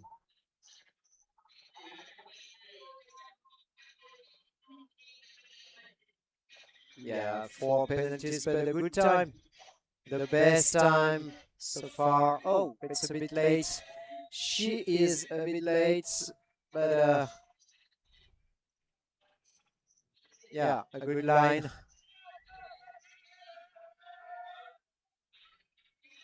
She uses the stopper. Was a good use. And now 21 and 22.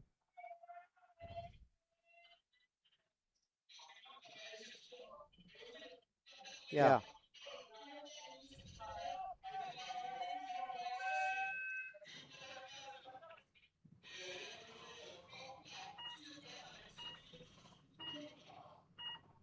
She had the best time at the beginning, till the third part of the section.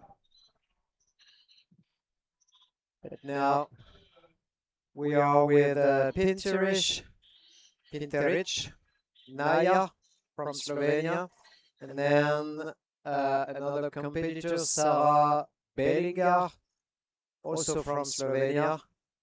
Those two one are 69 and 65 at the world ranking. So we can say that they are good competitors. Oh no, I made a mistake. It's sorry, it's Marina Novish. I was on my list and not on my screen. So Marina from the neutral countries, sorry. She's doing the job.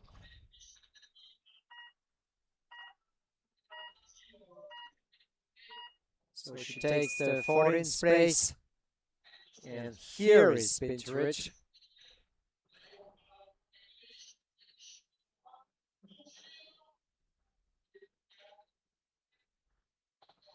It's a nice boat. She is a strong paddler. She's paddling really hard. Got a lot of energy.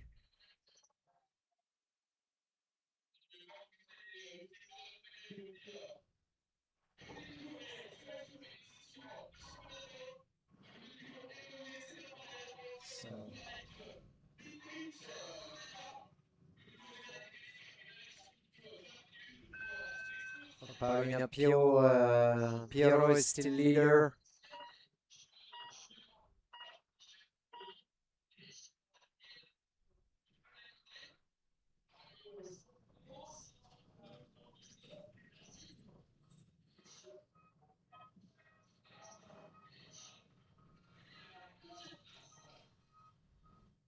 So Sarah Bellinger, the other competitor for Slovenia. What is the result of Naya Pinteris? Where is she? No, I mean here.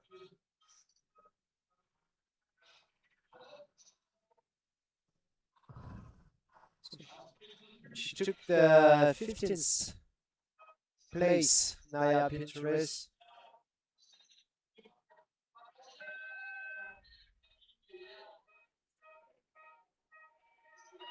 So Sarah Bellinger had the first part of the race that was very nice, but the second she lost a lot of time on the second split. Waiting for the end, she is down by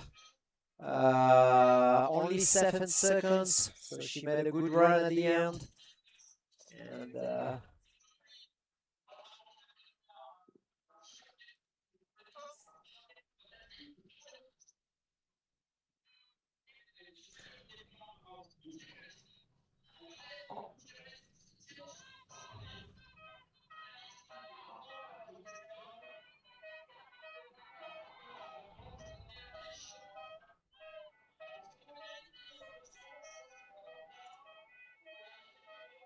so I was wrong with Sarah Bellinger, of course. Just a little mistake with all the screens, and she's down by 20 seconds, but she's in the semi-final. No problem for her. As we got, is it Fiona Bütikofer? Fia Bütikofer from Switzerland. Yeah.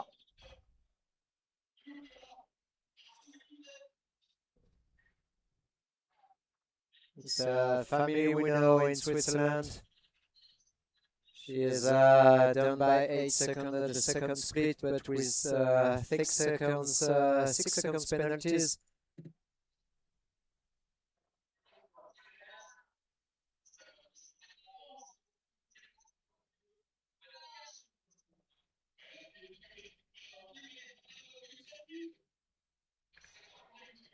So she will do it also. Let's check about the last one. The one who is not qualified. It is someone else from Norway. The cut is 154.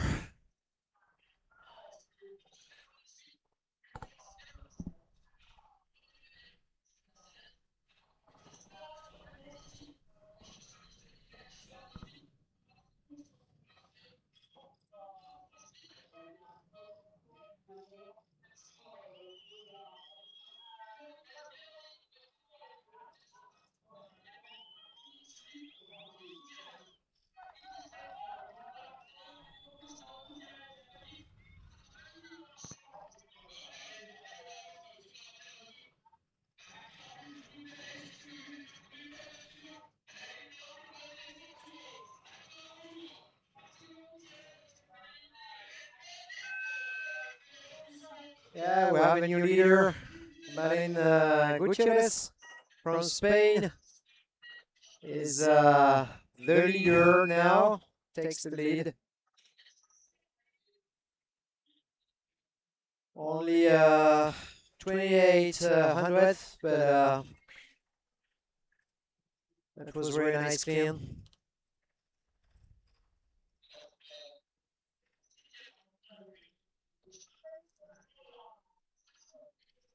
Amélie Plochman.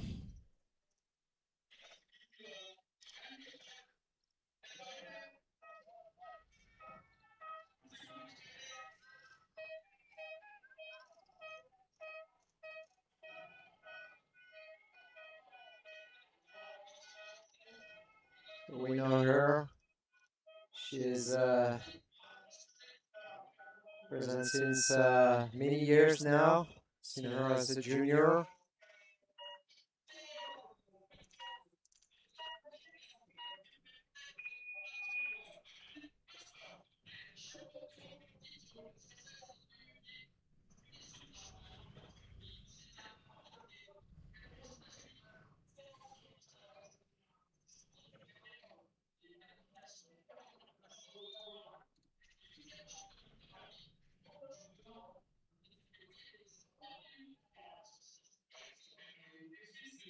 She has the best time. She's behind for less than 2 seconds with the penalty, so she has the best time so far. And the next one to be there will be Camille Castric.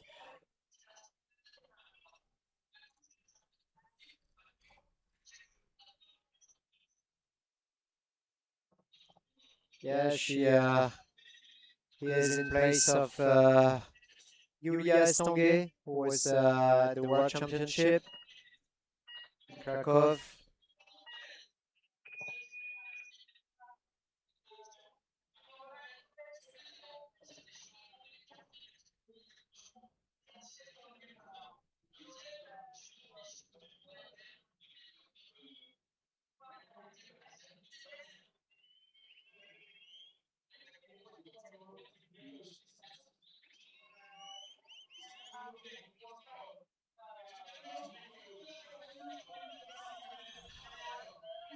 So Nora Lopez is taking the lead. Nora Lopez will beat maybe Malin, except that there is a touch. That she was she had a better time, and she will finish third.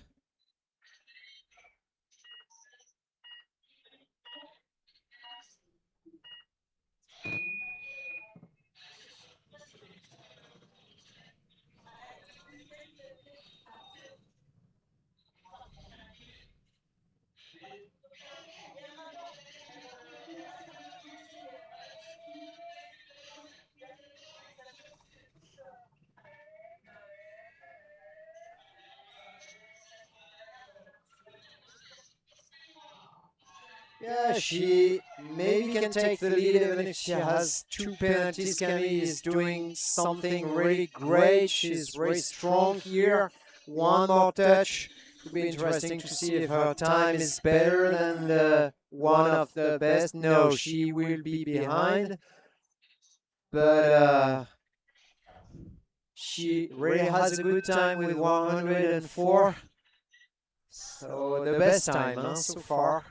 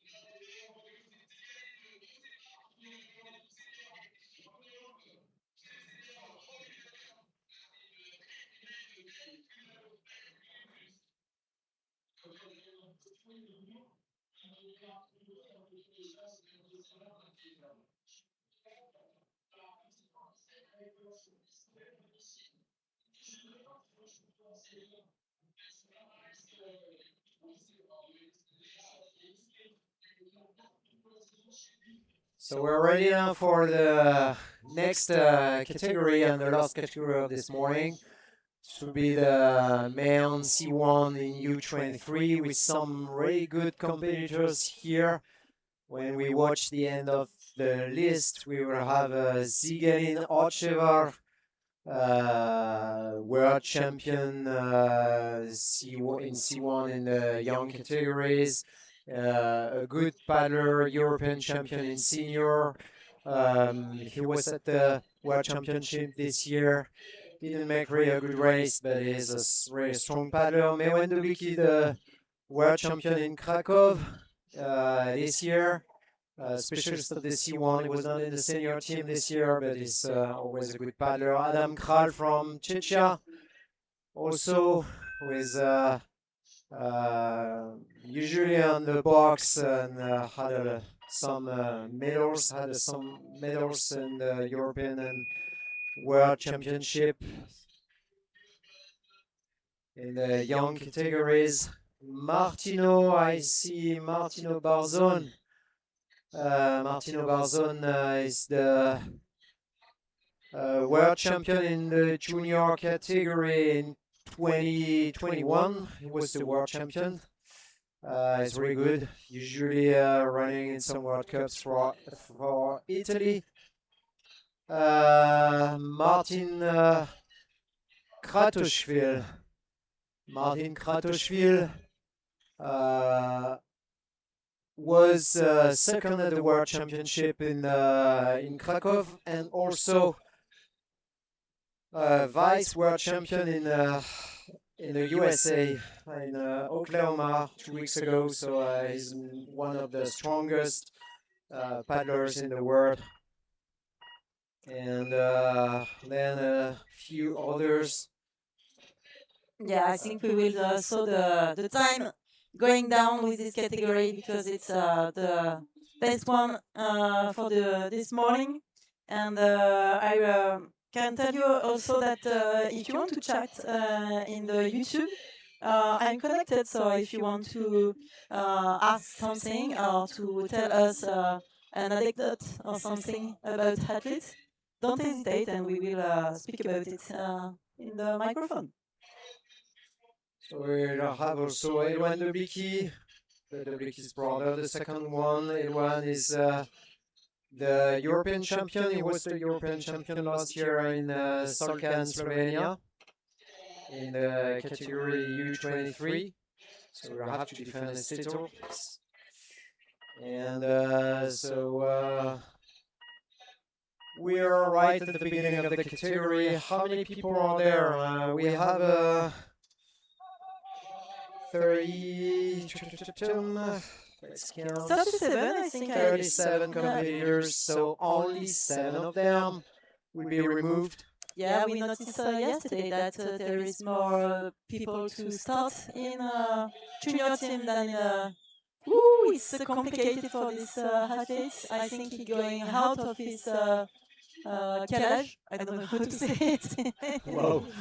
I don't have the word in English to say calage. The foam that you have inside your boat. And so it's done for Maciej Bartos from Poland. He will be definitely in the semi-final. We had Vis Valdas from Lithuania and Martins Plaudis from Latvia. They both have 150 and 250s. So we can consider it will be very hard for them. And maybe they will be one of the 7 competitors removed at the end of this race and not being able to be qualified for the semi-final. I think that in this category they took more risk because we see in Scrim already 100 of penalty for these athletes and also 58 of penalty. So maybe they're searching to cut the line and sometimes it's not so fast in slalom. Yeah, considering what Martin's the problems he had, it was not really cutting the line, but trying to survive in the first part of the river. And now he's doing better. I think he had a really big problem at the beginning. And we are following Emils Varslavans for Latvia, the second one. Yes, but for Martin Plodis, it's okay for him in K1 because he took the 25th place yesterday, so he can at least have the start in semi-final in K1. Yeah, it was hard for him to make the Eskimo roar, so I think he's more specialist at the K1 than in the C1. And Emils from Latvia is doing a nice run. It's not so late, just 15 seconds now. We have no idea about the cut, what will be the cut. It will be a bit more than 15 seconds, maybe more 20 seconds at the end. Yeah, 1899. What we can say is that in the junior team the time was 95.14, so maybe it can be a reference also for the C1, but I think under 33 will for sure ameliorate this time. Yeah, 95 without any penalties, and Maciej Bartos had a 95 plus 4 seconds. So it means that we are quite sure that the time is can be beaten by the best competitors here. Yes, nice exit here in the last of 3 for the last competitor. So here we are with British on the course. He was in the lead in the first split, but he touched too much here, touching gate 10, in the gate 13.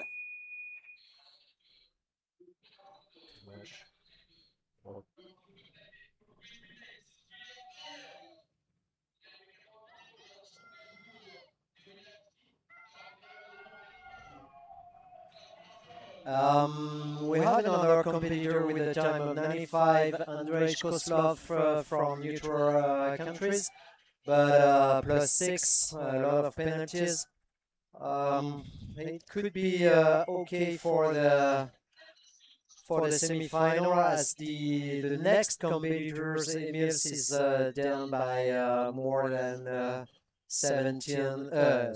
18 seconds. And then William Mayer from Great Britain takes the 3rd place. And we have a Czech in the course here, Jan Pollert. Do you know this name? Yeah, for sure. I know this Jan Pollert. And we know Lukáš Pollert from Czechia.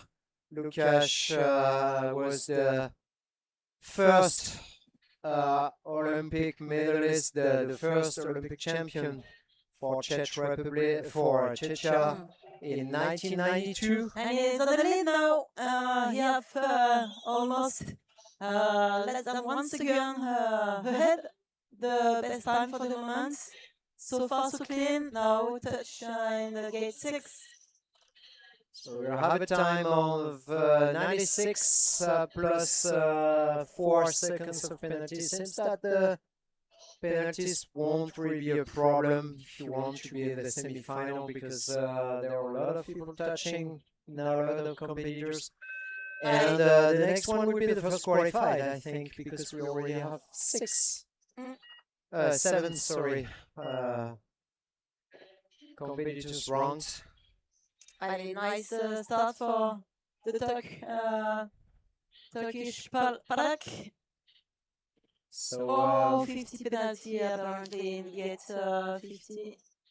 Mustafa Parlak from Turkey.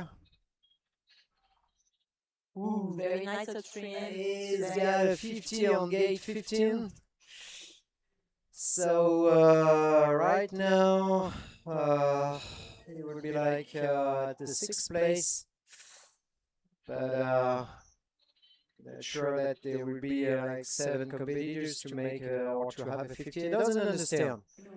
Have to wait for the review. He's not really, he doesn't agree with the 50. So the first qualified is Jan Pollert from Czechia. I know we have Miroslav Mintal in the middle of the course. It's pretty well for the moment. He's clean on his gates. He just have nearly half a second late. So Mintal from Slovakia. Would be surprised if there is a 50, and I think his time will be good. It's not very accurate there. You can see the way he switched. It's like Zigelin was the first to make it. Just in front of you. You throw the paddle. Yeah, he touched the last gate, the 20. Third, but the best time? Yeah. Not the best time, the second time. No, Masiash at the best time. Now we have 2 athletes from Ukraine who are going to the start. Nikita Knovchenko and Serhiy Sovko. We can see both in the screen, one on the top, one in the middle. For the moment, it's a great first section for the first one, but he hit the pole 17. And also the 11-1. There are a lot of competitors from the same country that are just one after the other. It can be hard for the crowd to follow them on the river and to give them support. Yeah, finally here front of the screen we have the best place to watch. Yeah, I think I know this boat. The design of this boat. So next one, Ukraine serial. Nikita takes the 6th place, not qualified. The next one to be qualified is from Slovakia, Miroslav Mintal. We have Jan Pollert, Matthias Bartos, and Miroslav Mintal. The cut is 6 seconds now.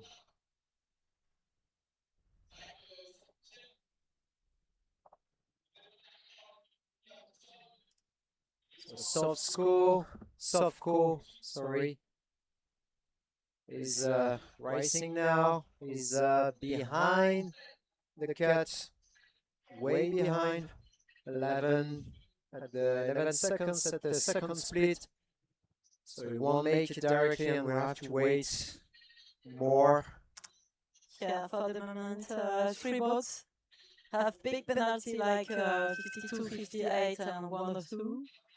Will it be another surprise in the qualification in the end of this morning? So William Meyer fourth qualified, and it doesn't really change the qualification time with a cut at no, William Meyer was qualified, but now it's Mustafa Parlak. He was not, you remember, he was not really happy with his 50, and then I think he was able to remove it, to make a protest, and he is qualified. Great for his country. Oof. Oof. Be careful, you don't have to roll on the finish line, because if you pass the finish line upside down, it didn't count.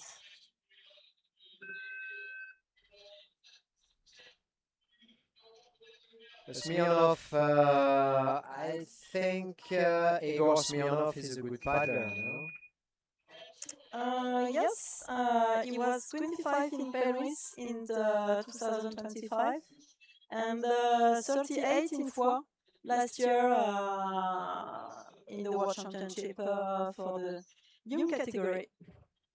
Okay, maybe he has a brother, because I think I know this name, but at a better level. It's also Mark of Beer, no? Trademark.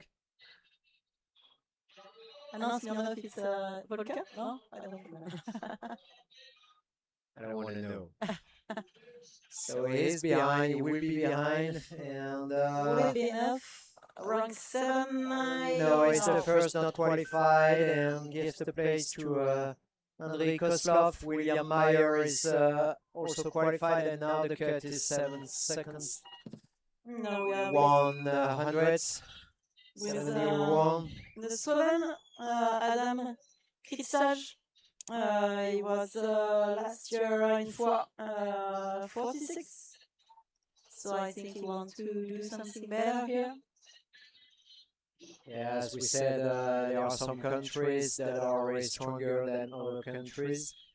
And Slovenia is a very small country, the size of one state in France. I think it's the size of Brittany, not a lot of people, but they are all really good. And the school of paddling is very great, but not this one won't I make it. think that there is a Britannic to look here, because he was 8 in Ivrea 2022, so he has the experience. Edward McDonald, we saw him also yesterday, I think, in K1. So Adam is out. And Yes. we already know that those the last three of the list will be out, like Visladas, Martins, Plaudis, and Adams Krisaj from Slovenia. They have a lot of 50s, 1, 2, or 3. For the Britannic, he lose a few precious time in the second split, because he was ahead in the first one. So maybe we'll have a great finish. Yes, it's very good for him here. Pera, he touched a few of the rocks in the last upstream, but I think it will be enough. So clean for Edward, but he's not happy. He wants to be something better. So we'll have to check the video and understand why it was not so fast as we got Madej Trojanček, the other one from for Slovenia. And the cut is now more than 10 seconds. 10:09. So it's wider. There's room for a lot of competitors. They can make mistakes, touch, no 50 so far. So Trojanček is making a nice run. The time is good. The first time was good, but with 2 touches. And we don't have the second split. So we're waiting for the finish time, and he would take the 9th place right now, which is enough to be the last qualified, and the cut is still 10 seconds. And Ukrainian Nikita Konevchenko is still waiting for the semi-final, still expecting someone to miss a gate. David Staffen from Slovakia makes a good run, has a touch, so it means that he's down by less than 2 seconds, so his time is really good. Whoa, there is no mistake. The line was not the best, the perfect line, but he did it anyway and is touching now the gate 23. This is sad. It will be okay. Rank 2, the second best time, Yeah. with also 4 seconds of penalty. Sorry. For the moment, only the Britannic Edward McDonald made a clean run, but not the best time. We can see that no one beat the junior for For the the moment, moment. yeah. They are all they have a time that can be the first place, but with all the touches. And we have a big, strong paddler on the top of the your stream. It's Samuel Krakski, the Slovak. He was 31 in four last year and 6 in Krakow in the World Championship this year. He's a very strong guy. He's going to start. Samuel Kratschik. We know that we have to look this guy. For the moment, he's clean on his round. He's ahead in the first splits. Voilà, bon, je vois tous, Christophe, pour prendre le relais un petit peu sur les commentaires en français cette fois-ci. Allez, he's also in the lead in the second split. Very good for him. Smooth paddling technique. He's strong on the wall. Will he switch? I don't know, apparently he's kind of says to didn't switch. All in the cross. Ooh, little bit hard for him here, but he had the advantage on the two first section. Voilà, donc avec le laiton Rosenthal classe Francisque au départ. Alors que Krasik termine à la deuxième place, belle manche. And we also have the time of Switzerland here. Patrick Gunsnich, he was 21 in the last World Championship in Foix.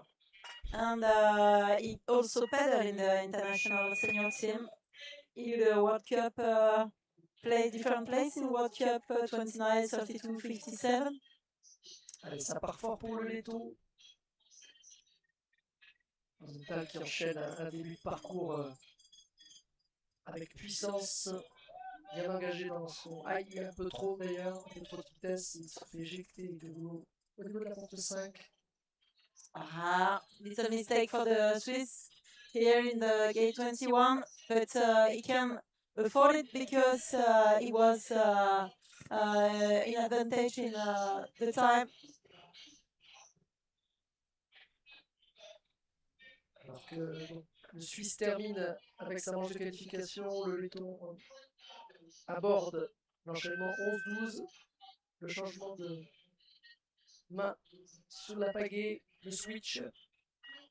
Allez, ahora vamos a hablar español porque hay marker y más en el start, en el principio de este curso. Estaba bien para él. Quel talent, Caroline. Magnifique. Quel plaisir.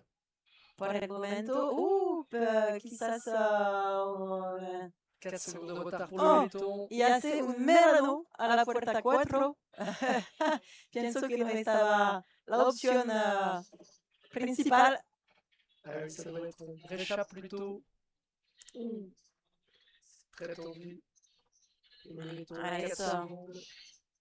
Pero solo falta tiempo de casi 3 segundos, vale, pienso, para el español, a una toca en la puerta 10, va a ser difícil para él.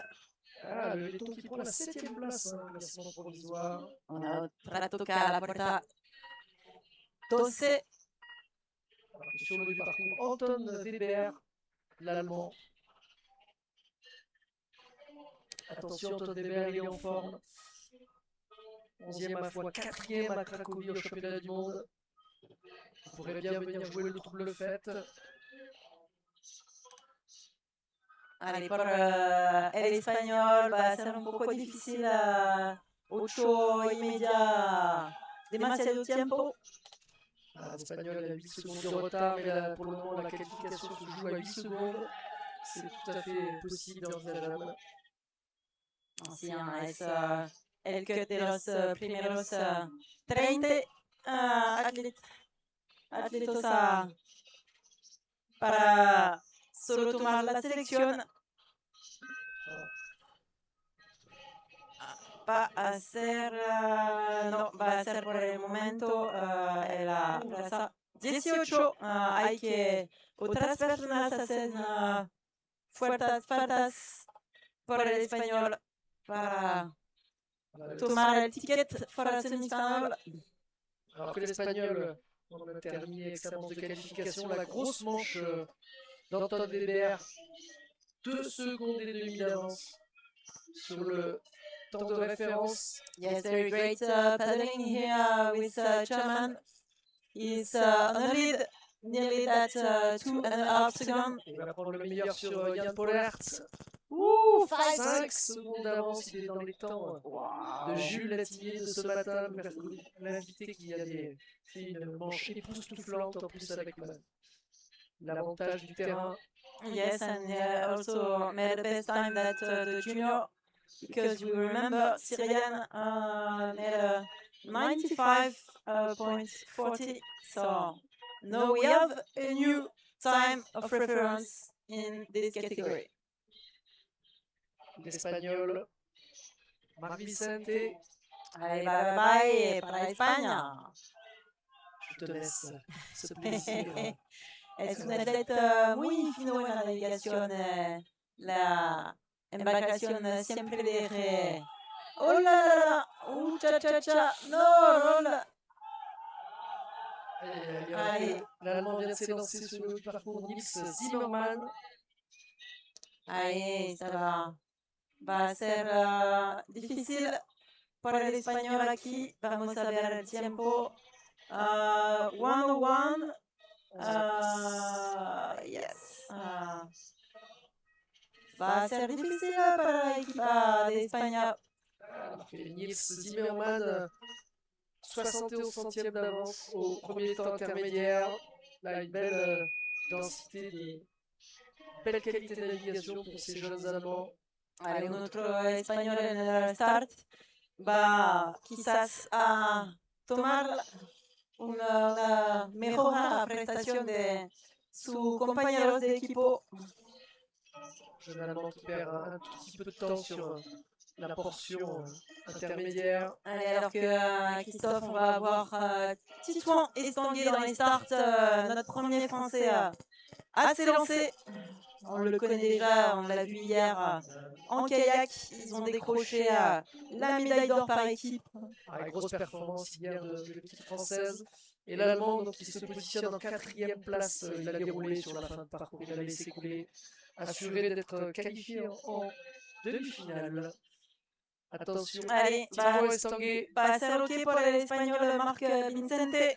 Tito Estanguet, je crois. Oui, il avait fait 10e hier en kayak, Titouan, donc il le connaît le parcours. Allez, il attaque dès les premières portes là. Ouh, il laisse rien au concurrent là. Hein. Il va chercher une super perf, je pense là. Il est bien sur l'eau, léger. Changement de paquet, changement de sens, le petit switch juste au-dessus de la porte 5. C'est serré cette sortie. Ça va, je pense pas qu'il ait touché.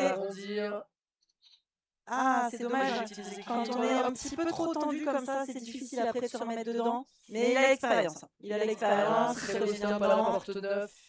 Le floating, magnifique. Il arrive très haut. Ouais, le beau switch aussi. Puis au bon moment, le switch. Allez, simple, est-ce qu'on va pouvoir voir son temps? Ah, il a 1 seconde 92 de retard sur le premier intermédiaire. Ouais, on a vu que le cut, hein, il faut pas dépasser, ouais. Allez. On va pas prendre de risque, pas prendre de pénalité rédhibitoire, là pour le moment c'est safe. On sait qu'il est très très serré. On sait qu'il peut accélérer hein, ses fins de manche, il a vraiment cette capacité solide sur les fins de manche Titouan. Voilà, presque 3 secondes de retard, mais c'est sans conséquence, c'est une prise d'info. Il le sait, cet après-midi, il y a des courses par équipe. Ouais, pour l'instant, une manche clean à 0. Voilà, l'objectif. Allez, le dernier stop. Voilà. Ça bloque un peu dans le dernier stop. Il prend du temps à sortir de ce stop. Et voilà, on voit que les coups de pagaie. Allez, 3e place au provisoire. Oui. À 0, on est bien. L'air un peu déçu quand même, toi. Ouais, c'était notre premier français à s'élancer. On en a encore 2 autres. Eloane de Biki et Mewan de Biki, les 2 frangins. Voilà, alors. Ce sont les fils du commentateur que vous avez eu tout ce matin dans les oreilles. Voilà, d'où le switch de commentateur. Ah, ils sont beaux les Britanniques avec leur casque tout décoré là. Yes. Union Jack. Luc Roy. Avec le bus à 370 dans la dernière partie du parcours. Une belle dépose, un beau stop. Au niveau de la porte 20. Il was forcing Il est Nicolas. en avance, il a perdu un peu de temps sur la portion intermédiaire, mais voilà, il s'engage bien dans le dernier stop. Hop, petit contact avec le nez du bateau. Il made a Mais il sprint lui. Hein. Il made a final last year. Deuxième place. Il made a final last year une fois 10th place in Penrith in 2025, second 22 place.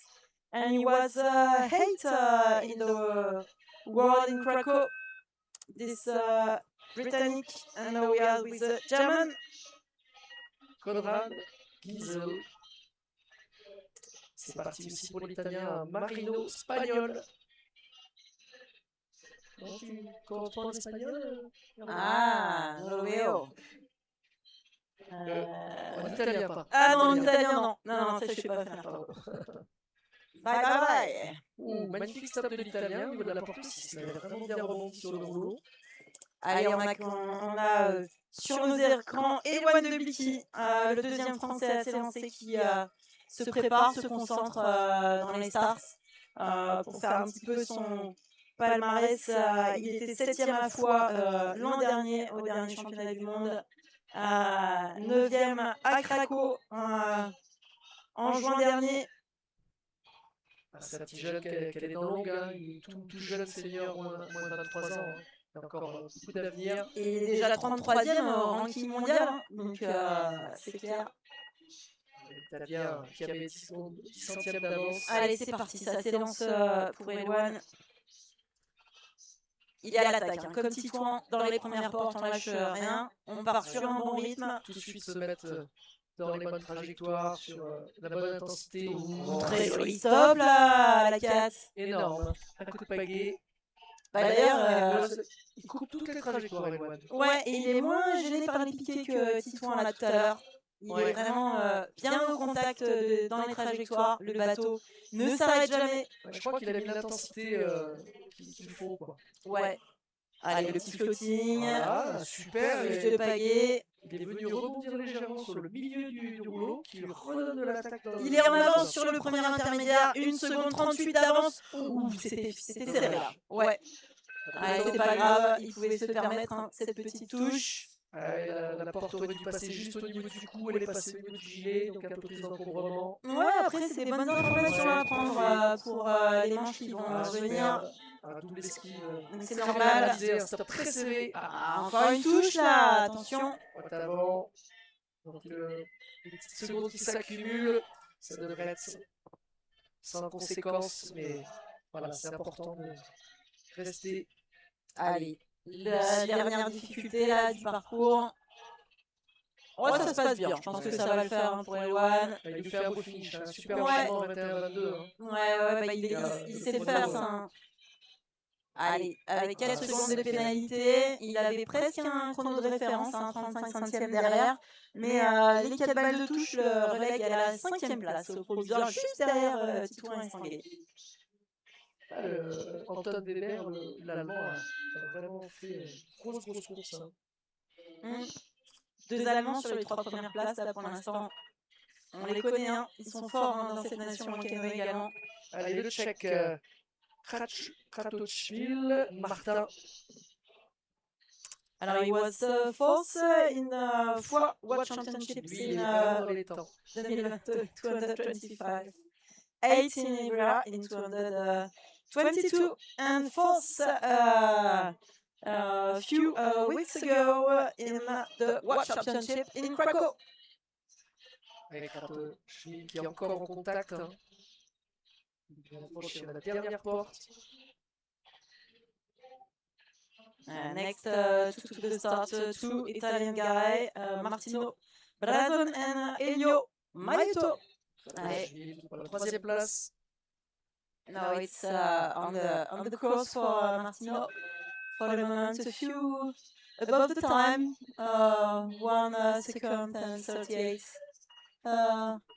above. He have orange helmets. Allez, he took the inside. Whoop, up, a roll here. Allez, he can still go to the semi-final with this mistake. Don't let anything away.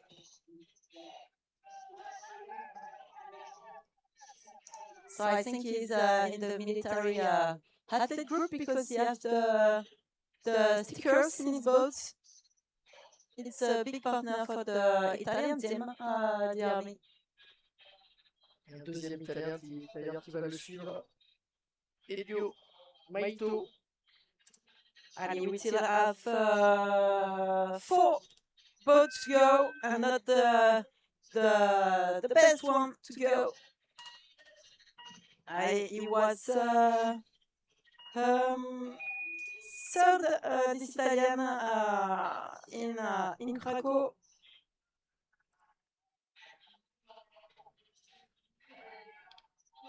Maito qui a pris beaucoup de temps sur la partie intermédiaire. Allez, perdu 6 secondes. Donc une pénalité.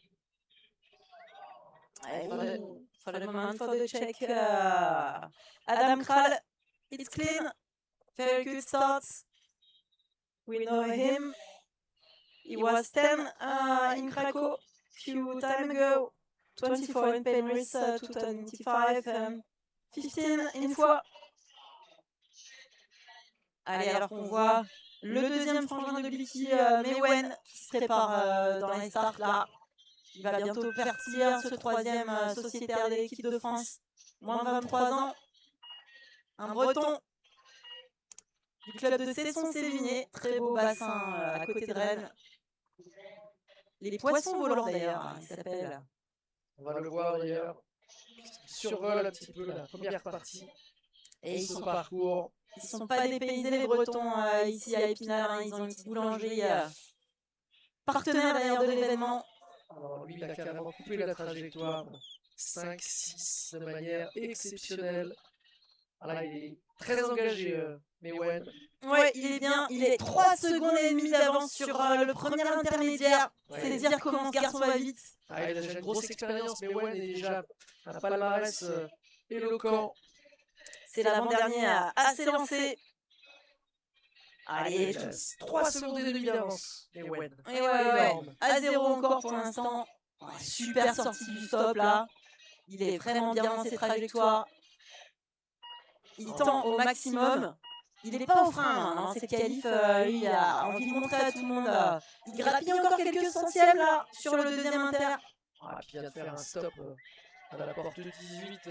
Alors que le favori vient de s'élancer là, le Slovène, Zigelin Ochevar. Lui, c'est vraiment un palmarès impressionnant. Premier à Mikulas, premier aux Euros de Tassen, premier à la World Cup de Tassen chez les seniors.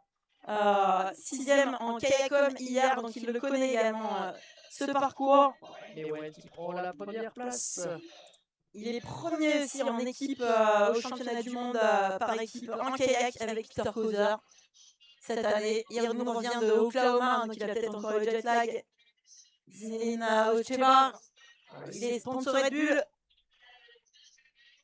Un exemple de précocité. Allez, Mewen de Bilky qui prend la tête avec un petit 2 de pénalité en plus. Un chrono exceptionnel de 96.48 plus 2 secondes de pénalité. Ah, Zigelin qui perd un petit peu de temps sur cette partie intermédiaire où Mewen avait déjà réussi une belle performance. So for the moment, first place for Mewen de Bilky, second place for Hunter Weber, third place for Luc Royle, and for all the French guys, it's okay, they are qualified, so we can say that all the Frenchies are going to the semi-final tomorrow. Voilà, Zigaline qui déroule vraiment sur la fin du parcours, qui prend la 4e place. Ouais, avec pourtant une manche à 0. Ouais. Alors, un petit peu sur la partie basse. we can say, oh, too bad for Spain.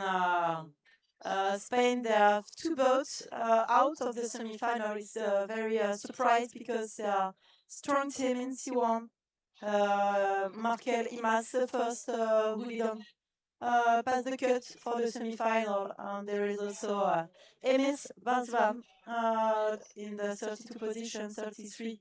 Elliot Mayuto, 34. Mark Vincente, the other Spanish guy. Viv Varzas.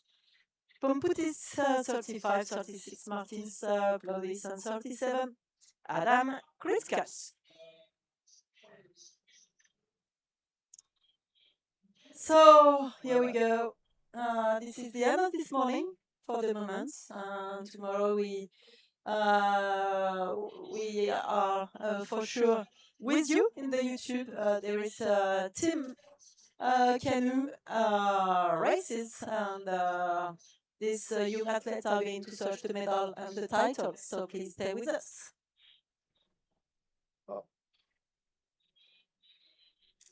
Allez, merci. Et rendez-vous.